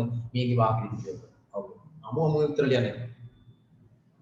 ඒක අනිවාර්යයෙන්ම ඔයගොල්ලෝ හොඳට මතක තබන්න. ඉතින් එහා ගියත් එහෙම අවුලකට විස්තර කරනවා. අපි ගත්තොත් එහෙම වාක්‍ය රීති ඒ කොටස විතරක් නෙවෙයිනේ. ඔයගොල්ලන්ට මතක් වෙනවා පළවෙනි ප්‍රශ්න පත්‍රයේ ප්‍රශ්න 40 ප්‍රශ්න පත්‍රයට තෝරන නේද? සාමාන්‍යයෙන් විභාගෙදී ප්‍රශ්න 2ක් 3ක් නැත්නම් 4ක් 5ක් අහනවාම තමයි මොනවයිද? වාක්‍ය රීති වලින්. වාක්‍ය රීති නිසා මේ නිබන්ධනය නැත්නම් මේ සාකච්ඡාව තුළ කතා කරන වාක්‍ය රීති ටික අතිශයින් වැදගත්. අතිශයින් වැදගත්. මොකද මේ වාක්‍ය ටික අවබෝධ කරගන්න. මේවා සමහර විට තාම ලේසිම අපිට අවබෝධ කරගන්න. දන්නවා. කලින් උනත් මේ නිබන්ධනය ASCII මොකද වාක්‍ය රීති හදා ගන්න පුළුවන් වෙනවා. ඔබ මේක නිකන් කියවගත්තට වැඩක් නැහැ. ඔබ දන්නවා මේ නිබන්ධනයේ තියෙනවා තනින් තන මොනව කළාද? හැම වාක්‍ය රීතියකටම මොකක් කරලා තියෙනවද? හැම වාක්‍ය රීතියකටම මම හිස්තැන් තියලා තියෙනවා. උදාහරණ වැකියකින් කියන්න. ඔබට දී නිබන්ධනය නම් මේ නිබන්ධනයේ ඔබට කලින් දුන්නු නිබන්ධනය නම් වැකි දෙකක් ලියන්න ඉඩ තියලා තියෙන. මේකේ වැකි එකයි කියන්න සමාන දෙකක් තියෙනවා. එහෙම ලියන්න ඉඩ තියලා තින්නේ. ඉතින් ඔබ උපරිම උත්සාහ කරනවා. දැන් ඔබට පුළුවන් මේ නිබන්ධනය අරගෙන ඉවරලා මේවා සාකච්ඡා කිරීමෙන් අනතුරු මම දවසක් කියන්නම්. මේ නිබන්ධනයේ හැම වැකියක් දැන් සමහරව මට නිබන්ධන දීලා තියෙනවා මේකට මේවා බලලා දෙන්න කියලා පන්ති අපි සාකච්ඡා කරා. එහෙම නොදුන්නවා ඉන්නවා. මේ නිබන්ධනය අරගෙන ඉවරලා නිබන්ධනය තුල මේ උදාහරණයක් විදිහට ගත්තොත් එහෙම ප්‍රාණවාචී ඒකවචන පදයක් අත්රු කළ ආඛ්‍යාත ඒකවචන වෙයි කියලා රීතියක් තියෙනවා. මම රීතිය උදාහරණයක් වැකියක් දීලා තියෙනවා. උදාහරණ වැකියක් දීලා තියෙනවා. කොහොමද දීලා තියෙන්නේ? ඔබේ නිබන්ධනය බලන්න. කොහොමද දීලා තියෙන්නේ? ගුරුවරයා ළමයින් අහබග යවුවේ අනාගත කාලේ ලියුවා. යවයි වර්තමාන කාලේ ලියුවා. යවන්නේ ඊළඟට ඔයගොල්ලෝ කරන්න ඕන මොකද්ද මේ විදිහට දාලා අංක 1 කියලා දීලා තියෙනවා ඒකෙන් එතන. එතන තියෙන ඉඩ තියෙන තැන මොකක් කරන්න ඕන? අනිවාර්යෙන්ම ඔබ මේ වගේ කාල තුنين මාක්‍යාත ලෙදෙන ප්‍රාණවාචී ඒකවචන උක්තයක් එන වාක්‍යයක් ලියන්නට ඕන. ඒ වගේ හැම රීතියකටම එක උදාහරණයක් මේකෙන් ලියන්න ඉඩ දීලා තියෙනවා. අපි දෙගොල්ලොම බේරෙනවා මේක බලන්න ගියත් මටත් ගොඩක් වාක්‍ය තුන හතරක් දුන්නොත් මටත් ගැටලුවක් එනවා මේක බලලා ගන්න. එකක් කියලා තින්නේ එකයි ඒක අනිවාර්යෙන් බලන්න. අපි පන්තියේදී නම් මේ එකින් එක වාක්‍ය රීති කොහොම කතා කරන්න තුනා ජම් ප්‍රමාණයක් සාකච්ඡා කරලා ඒවා උත්තර ලියලා හරි දාලා නිමාවටපත් කරලා තියෙන නිසා අපේ පන්තිය තුළ අපි කරන කාර්යභාරය හරියට කරගෙන ආවා. දැන් ඉතින් මම හිතන්නේ යම් සීමා සහිත ක්‍රමවේදයක් තුළ තමයි අපිට විෂය හදාරන්න වෙලා තියෙන්නේ. කොහොමද අපි ඒක අඩුපාඩු නැති හදාරන්න ඕනේ. සමබ මේ නිබන්ධනය කොට මම මතක් කරපු කරපු කාරණා ටික උත්සාහ කරපු අද සම්බන්ධයට අදාළ රීති වලින් ওই වචන ભેදය, පුරුෂ ભેදය, ලිංග ભેදය, ප්‍රාණවාචී අප්‍රාණවාචී ભેදය, ගෞරවාර්ථ ප්‍රත්‍ය හා පද භාවිතය, ඊළඟට ගත්තොත් එහෙම සමූහාර්ථවාචී පද භාවිතය, නිත්‍ය බහුවචන පද භාවිතය, ඊළඟට සම්බන්ධවාචී නිපාත භාවිතය අපි ටිකක් සාකච්ඡා කරා. එතෙන්ට වෙනකම් මගේ මට මතක විදිහට අපි සාකච්ඡා කරලා තියෙන්නේ. ඉස්තෙන් තියෙන බෑ බොහෝ අය නිබන්ධන ලැබෙලා තියෙනවා. මේ නිබන්ධනේ මේක මම අද අන්තර්ජාලයට ඔබට අද ලබා දුන්න එක. මේකත් මම හිතන්නේ මේක යම් පැහැදිලිතාවයක් තියෙන කලින් නිබන්ධනට වඩා අවශ්‍යයි. මේකත් මේක මුලක් කවන්නේ නැහැ. අභ්‍යාස ටික කරලා මට ලබා දෙන්න. එතකොට ඔබට පුළුවන් ඉදිරියේදී. මේක හැබැයි ලබා දෙන්න කොහොම හෙට ගහලා දෙන්න නෙවෙයි. නැත්තම් මේ ඉතාම ඉක්මනින් ලබා දෙන්න නෙවෙයි. අපිට මේක ඔබ ඉදිරියේදී මේ කොටස් ටික සාකච්ඡා කරලා හොයාගෙන පස්සේ එකින් එක නිවාරණය කරනවා. ඔබ යම් දවසක් මම කියන්නම්. ඉතින් පස්සේ ඔබට පුළුවන් මේක අපිට ලබා දෙන්න. නිසා ඔබ අනිවාර්යයෙන්ම මේ කිව්ව කාරණා පිළිබඳව අදහසක් එකතු ගන්න ඕන. නිසා වාක්‍ය රීති මම මේ සාකච්ඡා නොකරට ඔබට පුළුවන් මේ මුලින් ටික ඔබට තාම ලේසි. උත්සාහකරපත් සම්බන්ධය කියන මාතෘකාව විතරක් පොඩ්ඩක් මම කතා කරන්නම්.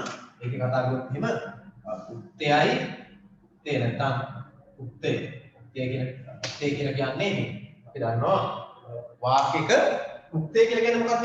අවසාන ක්‍රියාපදයේ කියවෙන පදේ. අවසානයේද ක්‍රියාපදේ කවුරු හරි කෙනෙක් කියන වාක්‍යය.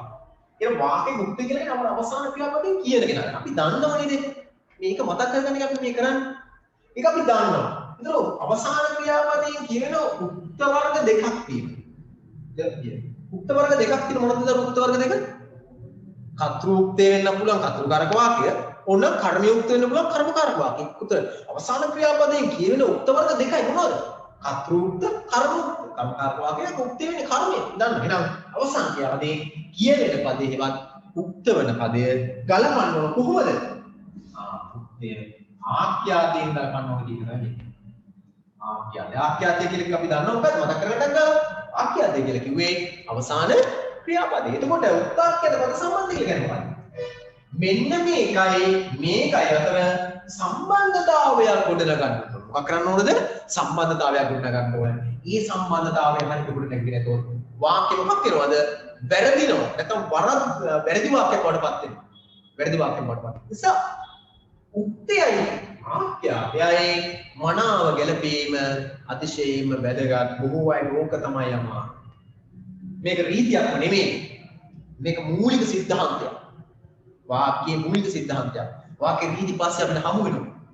මේක මූලික සිද්ධාන්තයක්. ඒ ගැලපීම කොහොමද කරන්න ඕන? මම උක්ත වර්ග දෙකක් තියෙනවා. මොනවද උක්ත වර්ග දෙක? එක්කෝ කර්තෘ වෙන්න පුළුවන් කර්තෘකාරක වාක්‍ය. කර්තෘ ලියන කලින් දවසේ මතක් කරලා මම නේද කලින්. කර්තෘ කියලා ලියනකොට කොහොමද ලියන්නේ? අනරයන්ක් එන්නම ඕන. මම ලියන්නේ නැහැ කියවෙන්නේ නැති නිසා. එක්ක කර්තෘ උක්ත වෙන්න පුළුවන් කර්තෘකාරක වාක්‍ය නම් කර්මකාරක වාක්‍යක නම් කර්මය උක්ත වෙන්න පුළුවන්. පැහැදිලිද? පැහැදිලි අපිට මොකද? උක්ත වර්ග දෙකයි කර්තෘ උක්ත වෙන්න පුළුවන් කර්මය උක්ත වෙන්නට පුළුවන්. එතකොට කර්මය උක්ත වෙන්නේ කර්මකාරක වාක්‍යයක් වුණොත් කර්තෘ උක්ත වෙන්නේ කර්තෘකාරක වාක්‍යයක් වුණොත්.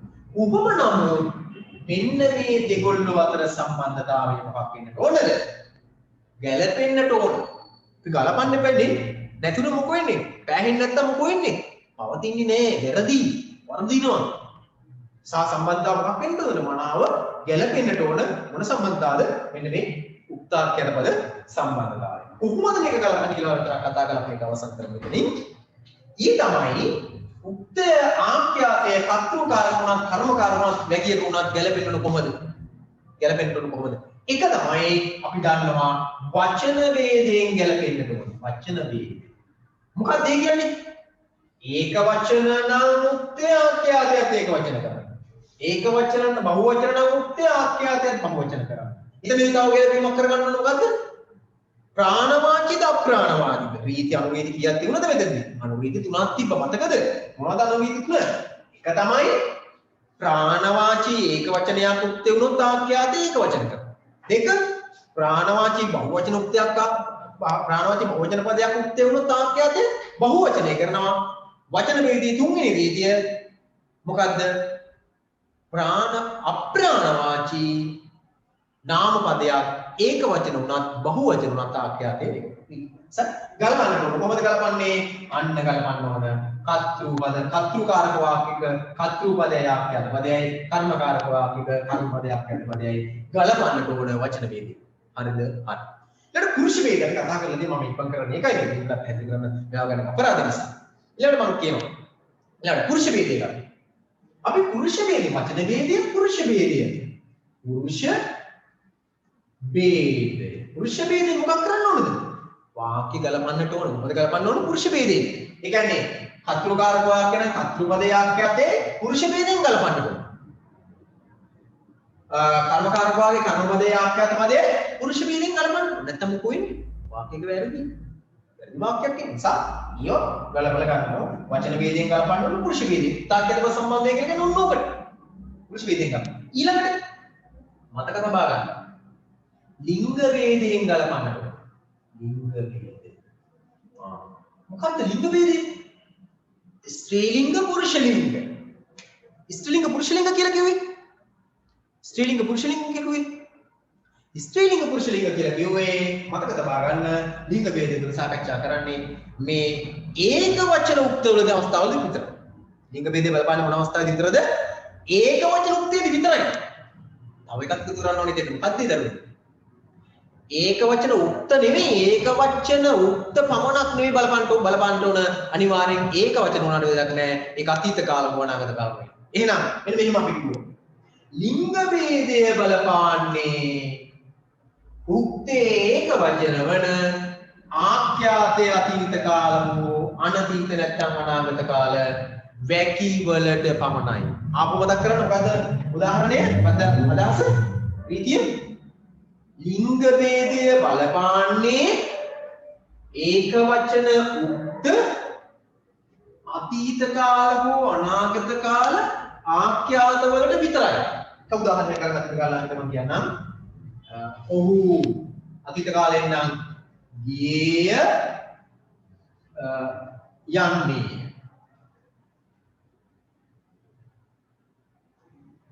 ගියේ යන්නේ. යන්නේ. එතකොට දැන් පැහැදිලිද? බලන්න. අන්න ඒක අපි ඒ ගියේ කියනකොට යන්නේ. දැන් ඔහු කියලා එකක් තියෙනවා. අපි ගත්තොත් ඈ කියන්නේ. ඈ කියන එක ගත්තොත් ඈ ගියේ කියන්න පුළුවන්ද? ඈ කියන එක ගියේ කියන්න බෑ. කොහොමද කියන්න ඕන? ඈ කියන කියන්න ඕන. කොහොමද කියන්නේ? ඈ කියන එක අපි කියන්න ඕන අතීත කාලේ නම් ගියාය. අනාගත කාලේ නම් යන්නේ නැත්නම් යන්නාය කියලා කිව්වත් කමක් නැහැ අපිට සාමාන්‍යයෙන් යන්න. දැන් පැහැදිලිද කියන එක? ලිංග ભેදය බලපාන්නේ ඒක වචන අතීත කාල සහ අනාගත කාල වාක්‍ය වලට පමණයි. චරයි. පැහැදිලිනේ? එහෙනම් මුක්තාකේපා සම්බන්ධයකට හැටියට හිතීමක් අපි මේ කරගත්ත මතක් කරගත්ත එකක් මේ කරේ උදාහරණ නිබන්ධනයක් තියෙනවා. ඒක කරලා නැතේ වෙනක් කරගන්න පුළුවන්. ඒ බාධා දිනේ අලුතින් ඉන්න අය පුළුවන් මේ නිබන්ධනය භාගත කරගෙන ඉවරලා නැත්නම් අරගෙන ඩවුන්ලෝඩ් කරලා අරගෙන ඉවරලා අභ්‍යාස ටික කරලා මට ලැබෙන සාසනද. එහෙම නැති එහෙමත් අපහසුතාවය ඉන්නවා. ඉතින් මගෙන් කිව්වත් මම මේ නිබන්ධනය උඩ ලබා දෙනවා. මේ නිබන්ධනයේ වටින්නේ ළමයි මේක බුදු කියවලා නිකන් පාඩම් කරන නිබන්ධනයක් නෙමෙයි. අපි නිබන්ධන කොහොමද එහෙම අපි වැඩ කරනකොට අපේ නිබන්ධනයේ විෂය කාරණාත් එක්ක ප්‍රායෝගික වැඩ සටහන නැත්නම් ප්‍රායෝගිකව එය කරන්නේ කොහොමද කියන එක පිළිබඳ අදහසක් අපිට නිබන්ධනය කරනවා. දැන් මේ හැම වැකියකටම උදාහරණ වැකියක් ඔබ ලියනවනේ මතකද? ඔබගේ දැනුමින් ලියනවනේ. ඔබට ලියන්න බැරි නම් ඊගෙන ඔබට ඒවා වැකිය බෑ. ඕන්න මට ඔක අයින් කරලා ඔබට නිකන් දැන දුන්නා මෙන්න මේක බලන්න. එහෙම නෙමෙයි. මේක අපි ඔබට පුළුවන් ද කියලා දැන් අපි දැක්කනේ අපි පන්ති ඉන්නකොට අපි දැක්ක අපි එකින් එක ඔයගොල්ලෝගේ නිබන්ධන ලැබෙන කඩ අවකාශත් එක්ක බැලුවා. බැලුවනේ. මේ වැඩේ විදිහට කෙරෙන්න ඕන. ඉතින් ඔබත් උත්සාහ කරන්න ඔබට මේක හොඳ දෙයක් කරගන්න ඔබට පුළුවන් වෙන මොකද්ද? මොකක් කරන්න ඕන? අනිවාර්යයෙන්ම මේක හොඳින් කරන්නට ඕන නම් අනිවාර්යයෙන් මේක හදස ගන්න. හරිනේ එහෙනම් පැහැදිලි නේද? ඔන්න මෙන්න මේක තමයි මතක තබා ගන්න. මේක තව එක කොටසක් තියෙනවා. උත්තරකරන සම්බන්ධයෙන් ගන්න අවශ්‍ය කරන ඒ තමයි මෙතනදි කතා කරන්නේ මේක කොටස දාලා තෝරන මේක වෙනමත් ගන්න පුළුවන් වෙනමත් දක්වලා තියෙනවා මේකේ. වෙනමත් දක්වලා තියෙනවා. ඊළඟ කොටස විදිහට උත්තරකරන සම්බන්ධي අපි අවසාන ගැලපීම කරන්න ඕන. ප්‍රාණ වාචී අප්‍රාණ වාචී බේ. පැහැදිලිද? පැහැදිලි. ඔයගලන් උක්තයයි ආඛ්‍යාතයේ මෙන්න මේ අවස්ථාවකදී මොනවා ගැලපුවා තමයි උක්ත උත්තාකේද සම්බන්ධ කළපනවා කියන්නේ. උත්තාකේද සම්බන්ධ කළපනවා. ඒවට අනුව ඉදිරි ටිකක් තිබුණා ඒකින් ඒවා අපි නිබන්ධන දිසා ගත්තා. මම මේ ලේසි කඩ සයිතාන් වලින් කතා කරලා අවසන් කරේ. ඉදිරියේදී මේ නිබන්ධනේ සාකච්ඡා කරමින් යනවා. ඔබට පුළුවන් මේ අනුපාඩු. නිසා මම කියනවා නැවත මතක් කරනවා. විභාගයේදී පළවෙනි ප්‍රශ්න පත්‍රයේට ප්‍රශ්න දෙකේ සිට පහ දක්වා ප්‍රශ්න ප්‍රමාණයක් වෙනවා. අපි කියනවා එහෙමම වෙනවා. ඒතර ඒවා අනිවාර්යෙන් මේ වාක්‍ය ටිකෙන් එන්නේ. මේ වාක්‍ය ටික බලාගත්තාම උත්තර ලියා ගන්න පුළුවන්. ඊළඟ දෙවෙනි ප්‍රශ්න පත්‍රයේ ව්‍යාකරණ ප්‍රශ්න පත්‍රයේ පළවෙනි ප්‍රශ්නේ නිශ්චිතව වාක්‍ය දෙකක් අහනවා. නිශ්චිත වාක්‍ය දෙකක් අහනවා. බල ලකුණු ගොඩක් තියෙනවා මේ වාක්‍ය විදිහට. අපි ඒකයි මම කියන්නේ මේක වැඩි පිටක් මේ අවස්ථාව දෙන්නේ. මේ නිබන්ධනයේ දරුවෝ මත තබා ගන්න මේ නිබන්ධනයේ තුල තියෙනවා සමස්ත ඔක්කොම වාක්‍ය විදිහ. ඒක වටින්නේ මේක. මම කියන්නේ ඔබට විතරක් නෙවෙයි මේ උසස් අධ්‍යාපනයේදී පවා එහෙම නැත්නම් අපි හිතමු ජාතික වෙනයම් තරංකාරී විභාග වලටත් භාවිත කරන්න පුළුවන් මේ නිබන්ධනය. ඒ තරම් වටින කියන රීති ටිකක් ඉතින් මම ඉගෙන ගන්න දේවල් මෑත කාලේ මම ඉගෙන ගත්තා. ඒ ඔක්කොම එකතු කරලා තියෙනවා. මේක හරි වටින නිබන්ධනයක්. ඔබට වගේම තවත් මේ විශේෂ සිංහල විෂය ආස්පද විභාග ඉගෙනකට මේක භාවිත කරන්න පුළුවන්. මේක ඒ තරම් වටින ළඟට දෙවෙනි ප්‍රශ්න පත්‍රයේ එකේ පළවෙනි ප්‍රශ්නේ හරිනම් පස්සේ රචනාවට අනිවාර්යෙන් උත්තරකල්ප සම්බන්ධ අපි දැනගෙන ඉන්න ඕන. සාරාංශය දැනගෙන ඉන්නට ඕන. ප්‍රායෝගික දැනගෙන. මේවා මොකද අවබෝධ කරගෙන ඇයි මේ විෂය කාරණාව වැදගත් කියන එක වැදගත් කියන එක දහන්නේ කර ගැනීම වටිනවා. සායකට මතක තබා ගන්න. හොඳයි. එහෙනම් අපි මම ඉදිරියෙන් නවත්තනවා මේ විෂය කොටස සාකච්ඡා කිරීම. තව එක කොටසක් අපි විනාඩි 15ක් 20ක් විතර සාකච්ඡා කරමු. ඊට පස්සේ අපි අද දිනේ මධ්‍යම යනමාර කරන්න පුළුවන්. මම හිතනවා මේ ඔබ සමහරවිට අද තියෙන මේ කාලගුණ තත්ත්වයක් එක්ක සමහර අයට දැන් සමහරු මේ පිළිසින් සාකච්ඡා මේ විභාග මේ සාකච්ඡාවත් එක්ක විෂයත් එක්ක එකතු වෙනවා ආයෙත් ටිකක් ඉඳලා යනවා. කියන්නේ මොකද මේ සිග්නල් වල ගැටලුවක් ඇති. ඒක කොහොමද මොකද අපි මේක කරන්න ඕනේ සත් කරගෙන යමු. විශේෂයෙන්ම මේ මොකද දැන් අද කතා කරා විෂය කාරණා ටිකක්. සාහිත්‍ය පොතට දාලා සාරාංශයක ආරම්භයක් අපි ගත්තා. අපි ඉදිරියේදී අවසන් කර ගන්න කොහොමද? එකින් එක. ඊළඟට අපි දැන් සාකච්ඡා කරා ව්‍යාකරණ උත්තරකල්ප සම්බන්ධයෙන් වටිනාම පාඩම් මාතෘකාව ව්‍යාකරණ මාතෘකාව. එහි ආරම්භයක් අපි ගත්තා. මම අර කෙටි හැඳින්වීමක් විතරක් මේක කළේ. මේක අපි කවුරුත් දන්නවා පන්ති තුල සාකච්ඡා කරලා තියෙන එක නිසා තමයි කරේ. ඒක ඔබට මම හිතනවා මේක මේ සාකච්ඡා කරන එකේ තේරුමක් නැහැ කියලා.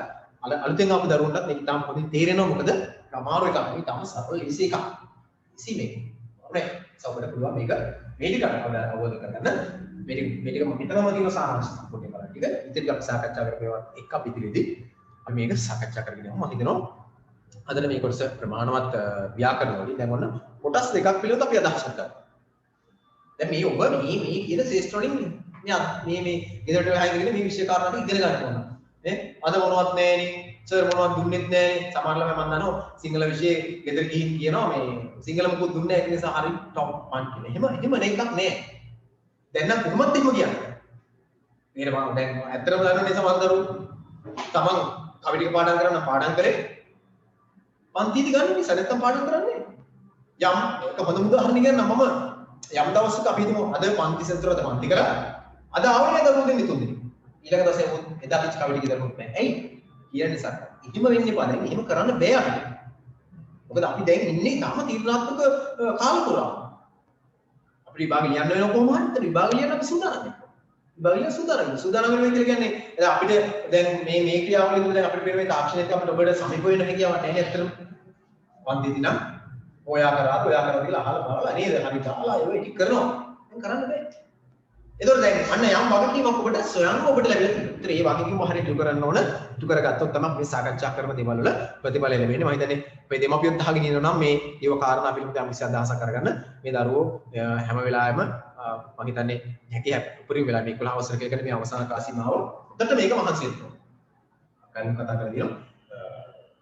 දිම්හානි කියලා මේ කුසස් බැලුව ඇදී කියසු ගඟ නැවත පිළිබොන්නේ. එතනක අවසානයේ කියන කොහොමද කියන්නේ? කොහොමද කියන්නේ? එතන කියනවා දුෂ්කරය කියා හැරයාගේ ජීවිතයේ අටුකුරු සිප ගනිමින් හෙටමල. සමේ මාස දෙක තම වටිනවා අපිට. මේ මාස දෙක අපි මාස දෙක තුනද කියන එක බලමින් ඉඳිලා නමුත් මේ කියන කෙටි කාලසීමාවක තම වටිනවා.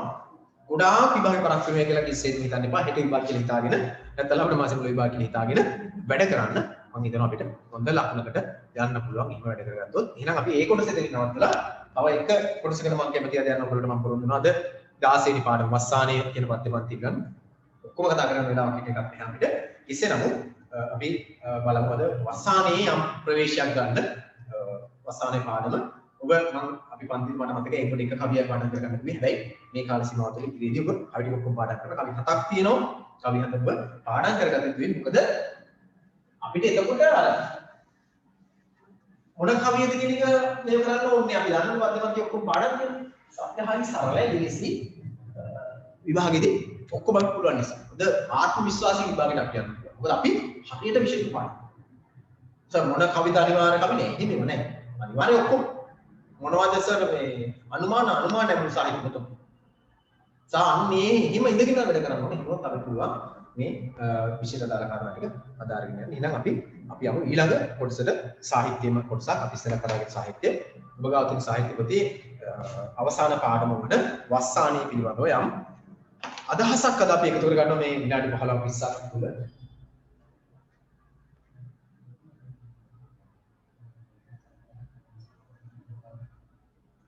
එතකොට මේ බලන්න වස්සාන අපේ සාහිත්‍ය විෂය සාහිත්‍ය රසස්වාද පන්තිය ඔබ යම් පිළිමක් කරන්න මම කිව්වොත් අපි වෙලාවක් හදාගෙන ඉවරලා මේ තාක්ෂණික භාවිත කරලා ඒ පන්තිය තවදුරටත් අපි ඉස්සරහට නවත්වාගෙන යන්න පුළුවන් අපේ දරුවන්ට අපේ පන්තියෙන් දරුවන්ට අපි ඒක නොමිලේ දැන් අවුරුදු 2ක් 3ක් තිස්සේ කරගෙන යන පන්තියක් අවුරුදු 4ක් විතර වෙනවා ඒ නොමිලේ අපි ළමයි අපි ඒක ඉගෙන ගත්තේ නිසා මම ඒක මේ තාක්ෂණික භාවිත කරනකොට ඔබට ලබා දෙන සූදානම් ඉස්සරහදී වෙලාව අරගෙන ඉවරලා අතාරින්න එපා දරුවෝ මට මම කියන හැම වෙලාවෙම මම කියන්නේ මගේ සිංහල විෂය විතරක් නෙමෙයි අපි අපේ විෂය 9 අපිට කොහොමද හරියට උඩ දාගන්න කියන අවබෝධය අපි ඉන්නට ඕනේ ඒ නිසා අපි හැම වෙලාවෙම විෂය 9ම සූදානම් කරගන්න ඕන විෂය 9 සූදානම් කරගන්නකොට මට වැඩි ප්‍රවේශයක් ගන්න පුළුවන් දැන් වැඩි ඉඩක් මට ලැබෙන අවස්ථාවක් තියෙන තමයි විශේෂයෙන්ම සිංහල භාෂා සාහිත්‍ය ප්‍රධාන විෂයයි සිංහල සාහිත්‍ය රසස්වාදී විෂයයි ඒතකොට ඒවා ලබා ගැනීම හැකියාව තියෙනවා. දැන් සමහර අය මේ ඇත්තටම මේ කමෙන්ට්ස් දාලා තියෙනවා මේ යම් chat කරලා තින් මේ යනම් කියලා තියෙනවා මේ ඒවට මම හිතන්නේ මේ වෙලාව උත්තර දෙන්න ගියොත් එහෙම තියෙනවා. නමුත් බලමු ඔයගොල්ලන්ට පුළුවන් අපිට ඉස්සරහදී කතා කරගන්න සමහර අය අහනවා මොකේද මේ නම්බර කිල්ලනවා ඊට පස්සේ අපේ අහනවා ඩියුටි ගන්න කොහොමද කියලා. ඒක දැන් මම කිව්වා අපිට ඕන මේ අපේ භාගත කරගැනීමේ හැකියාව තියෙනවා. ඔබට භාගත කරගන්න පුළුවන් අපේ වෙබ්සයිට් එකට ගියාම my teachers okay teachers කියලා අලුතෙන් යන අය නම් මතක තබා ගන්න ඕන කාරණා තියෙන ඉස්සක් නම් අනිවාර්යෙන් ඕන නැතිව අමාරුයි පළවෙනි පාර ලොග් ඉන් ඉන්න ඒක නිසා මේ ගන්න උත්තර මේ මගේ ෆෝන් නම්බර් එක මම ලියන්නම් ඊට පස්සේ අමතක වෙන නිසා WhatsApp නම්බර එක නම් අපි 077යි 90යි 630යි 75 ඊළඟට මගේ WhatsApp නම්බර එක මගේ නිබන්ධනයේ මගේ නම්බර එක ඒක ඇතියි ඉන්න නම්බර එක දෙන්න 077යි 2යි 35යි 30යි 34 ඒ වගේම නාගත්තේ 7යි 2යි 372යි 3009 මේ නම්බර තමයි තියෙන්නේ WhatsApp නම්බර එක මේක අනිත් නම්බර එක අවශ්‍යයි නෝ නම් මම අහලා තියෙන නිසා දැන් මේ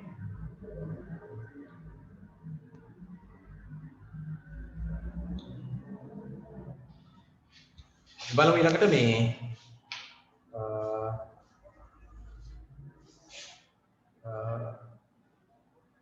අපේ විෂය කොටස ඉක්මන් කරලා අපි කතා කරමු වස්සානී කියන කොටස. වස්සානී මම ගොඩක් දේවල් කතා කරන්න අවස්ථාවක් ලැබෙන්නේ නැහැ. නමුත් මම පාඩම තම අවසන් කරන්න දාගෙන ආවේ මේකෙන්. රසස්වාදී කතා කරලා විනාඩි 5ක් කරලා කතා කරමු. වස්සානී කියන පද්‍යපන්තිය වස්සානී කියන පද්‍යපන්තිය රත්නශ්‍රී විජේසිංහගේ පද්‍යපන්තියක්. ඔබ මතක් කරගන්න වස්සානී පද්‍යපන්තිය. ඒක පාරක් අසන්න පද්‍යපන්තිය නිකම් මතක් කරගමු. පළවෙනි කවිය ගත්තොත් එහෙම කොහොමද? ඔය දැයල පිට මළුවේ සුවඳ දරුවායි නිල් වතුර තුඩු කර කිසි අතහැර යමද කෙකටියා පඳුරු සුදු මල් පොකුර වඩාගෙන සොඳුරු නුවාගේ නැහැ මාන. එහෙනම් පටන් ගන්න කවි හතක් පද්‍යපන්ති තුල තියෙනවා. මෙන්න මේ කාරණාව විතරක් මම ඔබගේ අවධානය යොමු කරනවා. මෙන්න මේ කාරණාවට. ඒ තමයි පද්‍යපන්තියේ පද්‍ය 7 කවි ඇස යොමු වෙච්ච ස්ථාන 7ක් තියෙනවා. ඒ අවබෝධයෙන් පද්‍යපන්ති බලමු. ඒ අවබෝධය. රත්නශ්‍රී කියලා කියන්නේ අපේ දරුවනේ අපිට අපේ සමීපතේ මේ කිට්ටුවනේ සල්පසී අසල්වාසී තමයි ඔය දෙල්ලමුරේ නම් කතා කරලා තියෙන මේක කලින් දෙල්ලමුර ග්‍රාමයේ නාවල පාසලේ මෙහෙමත් යනවා ජීවන පාසලේ මේ දෙකේ ඒ විදිහට අධ්‍යාපන හදාරලා ඉන්නේ. ඒවල දකුණු පළාතත් එක්ක සම්පූර්ණ සම්බන්ධතාවයක් තියෙන කෙනෙක් තමයි රත්නශ්‍රී විජේසිංහයන් කියන එක. රත්නශ්‍රී විජේසිංහයන්ගේ නිර්මාණ ගත්තාම අපි දන්න බල නිර්මාණය 1979 රචනා කරපු බියරෝන් අයියන් කියන නිර්මාණය මේ සාහිත්‍යකරට ආවේ එහෙම ඇවිල්ලා ඊට පස්සේ නිර්මාණ සාධාරණ ගොඩක් නිර්මාණ කරා. ඒ නිර්මාණ අපි දෙලින් ගාවියක් සුදානම් කරගමු පාර කරලා. ඒතකොට බියරෝන් අයියන් කියන මධ්‍යම ග්‍රන්ථයෙන් සාහිත්‍යකරට ආපු රත්නශ්‍රී විජේසිංහයන් වර්තමානයේ දක්වාම අපේ සාහිත්‍ය කෙත පෝෂණය කරමින් ඉන්නවා. ඒකට ඔහු වර්තමානයේ තුල බොහෝ වෙලාවට මේ සාහිත්‍ය දේශනවල වැඩි ඉඩක් ලබා ගන්න කෙනෙක් රත්නශ්‍රී විජේසිංහන්. රත්නශ්‍රීගේ විජේසිංහන්ගේ පොදු ස්වභාවය ගත්තොත් පොදු ලක්ෂණය ගත්තොත් ඔහුගේ නිර්මාණ පොදු ලක්ෂණය ගත්තොත් ඔහුගේ නිර්මාණවල තියෙන ප්‍රධාන ලක්ෂණයක් තමයි ඔහු ස්වකීය පද්‍ය නිර්මාණ අර ගීත වලට සමීප බවක් දක්වනවා. ගීත නිර්මාණ කරගැනීමේ සුවිශේෂ හැකියාව වැඩි. මහගමසේකර වගේ නිකන්. මහගමසේකර නිර්මාණත් එහෙමනේ. මහගමසේකරගේ කවි පන්ති, පද්‍ය පන්ති මොකක් කරනවද? එහෙම්මම ගීත බවට පත් වෙච්ච ඒවා තියෙනවා. දැන් රත්නශ්‍රීත් එහෙමයි. රත්නශ්‍රීගේ නිර්මාණ වල තියෙන ලක්ෂණය මොකක්ද? වැඩිම නිර්මාණ ඔහුගේ ගීත වලට සමීප. දැන් මේකත් අපිට පුළුවන් ගීතයක් කරගන්න. මේ ඔය දැන් තිරමණු කියන එක ගීතයක් කරගන්න පුළුවන්. ඔකේ ඔහුගේ නිර්මාණ ලක්ෂණය තමයි පොදු ලක්ෂණය. ඔහු ගීත වලට සමීපව දක්වන නිර්මාණ තමයි ප්‍රදායද කරන්නේ. ඔහුගේ ගීත නිර්මාණ බොහෝ දින වර්තමාන සමාජයේ මේ වර්තමාන සමාජය තුළ රසිකාවය අධ්‍යය කරනවා. උදාහරණයක් විදිහට ගත්තොත් එහෙම මේ දකුණු පළාත මත පදනම් වෙච්ච මේ උදාහරණයක් මොකද මේ පොට්ටෝල් පොඩක් මෙහා ඒ වතුකරේ මත පදනම් වෙච්ච ගීතයක් තියෙනවා. අපි දන්නවා මොකද්ද මේ ඡන්ද මණ්ඩලයේ සතුටුසාර. පියෙක් තමන්ගේ දරුවා පිළිබඳව කතා කරන මේ වෙලාව නෑ අපි කතා කරන්නේ. ඡන්ද මණ්ඩලයේ සතුටුසාරගේ අර ඒ කියන්නේ එයා මේ ගෙදරින් ගිහිල්ලා තාත්තා ටනෝගේ ලෝකීලා ඔය සිද්ධිය අපි ඉස්සරහ කතා කරමු. යාගේ ගිහිල්ලා එහෙම සමහරක් තියෙනවා. ඊළඟට අජානී ස්කූටර් තුරට අපිට ඔහුගේ ගීතයක් තුර මේ ගීත තත්ත්වෙත් එහමට පේනවා. තව උලක් ගීත දෙනවා ඉස්සරහ කියනවා මේ තාම අර්ථාන්විත ගීත තියෙන්නේ. රත්නශ්‍රීගේ ස්වභාවය ඒකයි. අර්ථාන්විත ගීත තියෙන්නේ. හැම ගීතයක්ම ඔගේ අර්ථයෙන් පරිපූර්ණයි. අර්ථාන්විත නිසා ඔගේ මේ ගීත සාහිත්‍ය කරනවා දෙනම හැදෑරීමක් අපි කරගන්නවා. අපි ඉස්සරහින් බඳින්න කියලා සාකච්ඡා කරන්න බලමු. ඊළඟට තව විනාඩි 5කින් හැකියද මම අවසන් කරන්න දරුනේ. රත්නශ්‍රී විජේසිංහන්ගේ අපේ පද්‍ය පන්තියේ පොඩ්ඩක් අපි අවධානය ගත්තොත් මේ හැම කවියක්ම පාඩම් කරන්නට ඕනේ. අපේ දෙවෙනි කවිය ගත්තොත් එහෙම දැන් මම මේක අරවන්කෝ මේ කවි හතින් යන දැන් හතක් යන කවි හතින් කවි ඇස යොමු වෙච්ච ස්ථාන කීපයක් තියෙනවා. ඒකට අපි අවධානය ඔය දෙන්නම ගන්න ඕනේ. ඔය දැන් දෙමොලිය සුවඳ වැරුවායන්ට කියන කවිය සහ දෙවෙනි කවිය වෙන උමුක්කතු වතුර අතට ගාන මිලාදියට දිය කියන හැටි පුංචි මාළුවෝ දුටුවාද තේරෙනව නේද? එහෙම තියෙනවා. ඊළඟට පුරපසේ සඳ එක්ක තරගයට මෝරන්න බුලන්දාවයකින්ද මණ්ඩලේ වෙලාව මදිනේ කර සම්දෙන කරගන්න ඉස්සරහට. ඒ එක කවියයි දෙවෙනි කවියයි තියෙන්නේ බුලන්දා ඔය පිළිබඳ. ගඟ පිළිබඳ. දැන් තුන්වෙනි කවියෙන් කියන මොකක්ද? අපි කවියෙන් වෙනම අදහස අපි අවබෝධය යනවනේ එහෙම. තුන්වෙනි කවිය ගත්තොත් එහෙම බලන්න. සෙනීගේ පිරීගේ ඔබේ නයනී කුකුණ දිය නිලන වැසි සමයේ රැලි නගා උතුරාය තඹර පිට. කියන්නේ තුන්වෙනි කවිය කියන්නේ පොකුණක් ගැන. පොකුණ කවිය ඇස යන පොකුණකට. පළවෙනි කවිය කොහෙද තිකේ ගංගාවෙන් හඩලි ක්‍රමයෙන් ගාන ගංගාව. ඊළඟ දෙවෙනි කවියෙන් ගියේ ගංගාවේ අර ආයිති තීච්ච කුමුක් ගහේ අතු බිමට රැවිලා ඒ වතුර ගෑවෙන් තියෙන එකනේ අන්තිම රත්නශ්‍රී දැක්ක ඔය වගේද කුමුක් ගතු වතුර අතක ගා නැමිලා දියට කියන්නේ පහත් වෙන නිකන් වතුර අත ගන්නවා වගේ තමයි දැක්කේ අපි ඉස්සර කතා කරමු. ඊළඟ තුන්වෙනි කවියෙන් පොකුණක් කියන අදහස. කියන්නේ පොකුණක් තමන්ගේ ඇසට යනවා පොකුණ ඇස ගැටෙනවා පොකුණක්. ඊළඟ තුන්වෙනි කවිය ගත්තා හතරවෙනි කවිය දිගට රත්නශ්‍රී අපිට තියෙන පෞද්ගලික අධ්‍යයනය රත්නශ්‍රී අපි අධ්‍යයනය නැති කවිය මොනසික් විදියට අපි අච්චි විදියට අර කරදවැල් දෙවට දිග කරදවැල් ආවු කෙනෙක් ඔය වැස්ස කාලෙට දරුවෝ මේ කෙටි ඔය මේ අඩිපාරවල ස්වභාවය තමයි අර ඉහළ තියෙන ගස් මොකක් වෙනවද වතුරට නැවෙනවා මේකේ ඒ වගේ සිදුවීමක් මේ මතක් කරනවා ඔය නැවිච්ච අතුරු මොනවද කුල්ල කොබියෝ ඉන්නෝ ඒවා මේ ඒකමයි මතක් වෙන්නේ. දැන් මටත් මේක මතක්. දැන් මේ රත්නශ්‍රීට පෞද්ගලික මත දෙකක් වෙන්න තියෙන්නේ. දුන්නනේ දෙවට දිග කරන්දවැල් ආරුපු යට සැගව නිල් කුරුළු බිලි හැරවන්නේ. එනර දුර. ඒ කියන්නේ ඒක වෙනද. දැන් ඔන්න දෙවට දිගේ තියෙන ආරුපු කුරුළු ඉන්න අර නැවිලා තියෙන ආරුපු හැරේ තියෙන මේ ඒ කරද පඳු වලට අවදානන්නේ. කරද පඳු වලට අවදාන. ඊළඟ හතරවෙනි පස්වෙනි කවිය ගත්තේ. පස්වෙනි කවියෙන් අවධානය යොමු කරනවා අපේ රමණීය වනගෙෙහි මොනරුන්ට පිල්වේන සන්නාලියන් කොහොමද ඇඳාද? කවුද මේ සන්නාලිය? සන්නාලිය කියන කාටද දරුවෝ? සන්නාලිය කියලා කියන්නේ ඇඳුම් මසන කෙනාට නේද? නිර්මාණය කරන එක. දුම් හදන එක. සන්නාලිය. සන්නාලිය කියලා වෙනම ඉදෙකුත් වෙනවා. වෙලා දීපන අපි කතා කරන්නේ. ඒතොර සන්නාලිය මොකද්ද කරලා තියෙන්නේ? රමණීය වනගෙෙහි මොනරුන්ට පිල්වේනවා. සන්නාලිය මොකද්ද මේ? කවුද මේ සන්නාලිය විතර කියන්නේ? මේ සන්නාලිය තමයි දරුවනේ ස්වභාවිකත්වයට සෞන්දර්ය ස්වභාවිකත්වයට සෞන්දර්ය සන්නාලි. එයා මොකද කරලා තියෙන්නේ? මොනරුන්ට පිළිවියලා දීලා තියෙනවා. ඒ විතරක් නෙවෙයි තව එකක් මොකද්ද? සන්නාලිය කොහෙන්ද? දේදුරු හදලා තියෙනවා. අන්න ස්වභාවික පරිසරය තමයි මේ සන්නාලිය. එයා මොකද කරලා තියෙන්නේ කියලා මෙතන ඉස්සරහ. හරිද? හරි. එතකොට ඔන්න පරිසරයට අවධානය කරලා තියෙනවා. පරිසරය. මොනිකට මුළු මහත් සමස්ත පරිසරයට අවධානය කරලා තියෙනවා. ඒ පස්වෙනි කවිය. හයවෙනි කවිය කියොත් හයවෙනි කවියාගේ ඇස අපිටත් මේ වැස්සකින් පස්ස අපිට පේන මේ කඳු වැටිය අරින්න දැනුවෙන් පස්ස අපිට පේනවා මොකක් කියලාද අර මීදු වල ඇවිල්ලා ඒවයි නිකන් ඇවිල්ලා තැම්පත් වෙලා ඉන්නවා වගේ වැහලා ඉවරන පස්ස මොන නිකන් බලන්නකො කඳු පන්තියක් දිහා බැලුවම කියන්නේ ඒක. ඒ නිසා අර වැස්සෙන් පස්සෙන් ඉදුම් වල ඇවිල්ලා කඳ මුදුනේ ඉන්න එක මේ දකින්නේ මේ කවුද මේ රත්නශ්‍රී දකින්නේ ලගිනවා වගේ ලගින්නේ කවුද? මොකද ලගින්නේ? ලගිනවා කියලා කියන්නේ ඔබේ නිකන් පාඩුවක ඉන්නවා කියන්නේ නේද? ඒක දැන් හිමිච්ච. දැන් ඒ වගේ එකක් නේ ලගිනවා. කවුද ලගිලා තියෙන්නේ? බලාකුළු රංචු ඇවිල්ලා. දැන් බලාපොරොත්තුවක් තියෙනවා ඊක්‍රමානුකූල තමන්ගේ ඊටුවට බලාපොරොත්තු. දැන් කඳු පන්තියේ බලාකුළුනේ කඳු පන්තියේ මොනවද? කඳු පන්තියේ තියෙන මොනවද? මිහිරි. එතකොට ඊළඟට මේ අපි අවසාන කවියට ගියොත්. දැන් අපි අවසන් කරමු. අවසාන කවියට ගියොත් හත්වෙනි කවියට ගියොත් ජීවන දෘෂ්ටියක් කියලා අපි අරගෙන ඉන්නේ. දැන් ආපහු මොකටද දැන්නේ?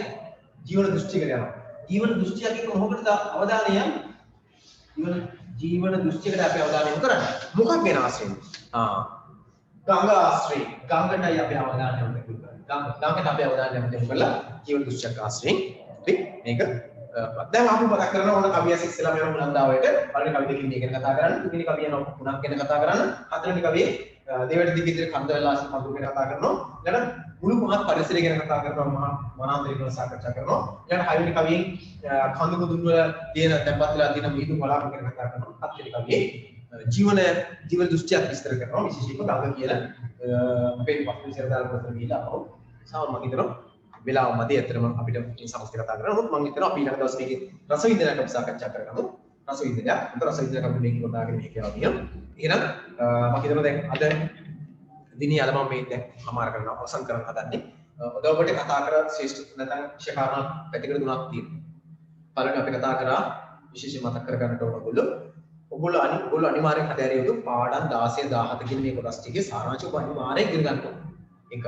දෙක ගත්තොත් එහෙම අනිවාර්යයෙන්ම මතක තබා ගන්න ඕන අර ව්‍යාකරණ අපි සාකච්ඡා කරා උත්තරක් ගැනීම සම්බන්ධ නීති කියන කොටස. තුන්වෙනි ඔබ ගත්තොත් එහෙම මතක තියාගන්න ඕන අනිවාර්යයෙන්ම මොකක්ද අපි දැන් කතා කර වස්සානිය තුළ මේ මධ්‍යමන්ති වල කවිටින් පාඩම්. මම ඔබට මේ අවධානය ගත්තා. ඔබ මේ මේකේ ශේෂ්ඨ වලට අවධානය කරන්නේ මධ්‍යමන්තියේ කින් එක. 11 වසරේ අපි දරුවෝ 15 පාඩම 16 පාඩම ඔය පන්ති අපු දරුවෝ අනිත් දරුවෝ දෙමයි ඔක්කොම කවිටින් පාඩම් කරගත්තා. අපිට මධ්‍යමන්ති නමෙන් අනිවාර්යෙන් පාඩම් විභාගයට ගියන් පස්සේ ආයෙ කල්පනා කරන්න ඉතින් තාම ලේසියෙන් හොඳින් මේ විෂය කාරණා ටික මොනවාගෙන කියවසයි බලමු උත්තර හොඳින් ලියාගෙන කියවන්නේ. ඒක එහෙනම් අපි අද දිනේ සිංහල භාෂාව සාහිත්‍ය විෂය අපි අවසන් කරලා අපි සිතින් අපි මේ විදිහට හම්බ වෙමු. අපි මේ අද කතා කරන දේවල් ඇතුළේ ඔබට මම හිතන්නේ හෙට දිනේ හොනිද දිනේ මෙහෙන් අපේ ආයතනයට ඇවිල්ලා පුළුවන් වෙයි. මම හිතන්නේ තාම හරියට සාතික කරලා කියනවා. නමුත් ඒක තව දවසකින් දෙකකින් අපේ විෂයන් වලට දාලා නිබන්ධන කට්ටලෙන් මෙහෙන් ලබාගෙන හැකියාව තියෙනවා. මේකට මාසෙ ඉදිරි දැනුවත් කරයි. ඒකට සූදානම් වෙන්න නිබන්ධන අලුත් නිබන්ධන මේ අපි දීපු යෝනේ මේ ඔබට දැන් දුන්නේ යවවත් රණින් මේ දීපුවා නෙවෙයි. ඊළඟ පාඩම් මාලාවට දාලා ප්‍රතිගත දාලා අති මාසෙක දාලා නිබන්ධන කට්ටලිය මෙහෙන් ලබා ගන්න ඕන. ඒතර ඒ අරගෙන ඉවරලා අපිට පුළුවන් ඉදිරියේදී මේ කොරෝනා තත්ත්වය කොහොම ආවත් අපිට මේ තාක්ෂණය ඔස්සේ හෝ අපේ විෂය කාරණා ටික සාකච්ඡා කරගෙන හොඳින් විභාගෙ සූදානම් වෙන්න. එහෙනම් හැම දිනෙකටම සුබ රාත්‍රියක් වෙන්න කියලා ප්‍රාර්ථනා කරනවා. හැම දිනෙකටම ආයුබෝවන්. Bye bye.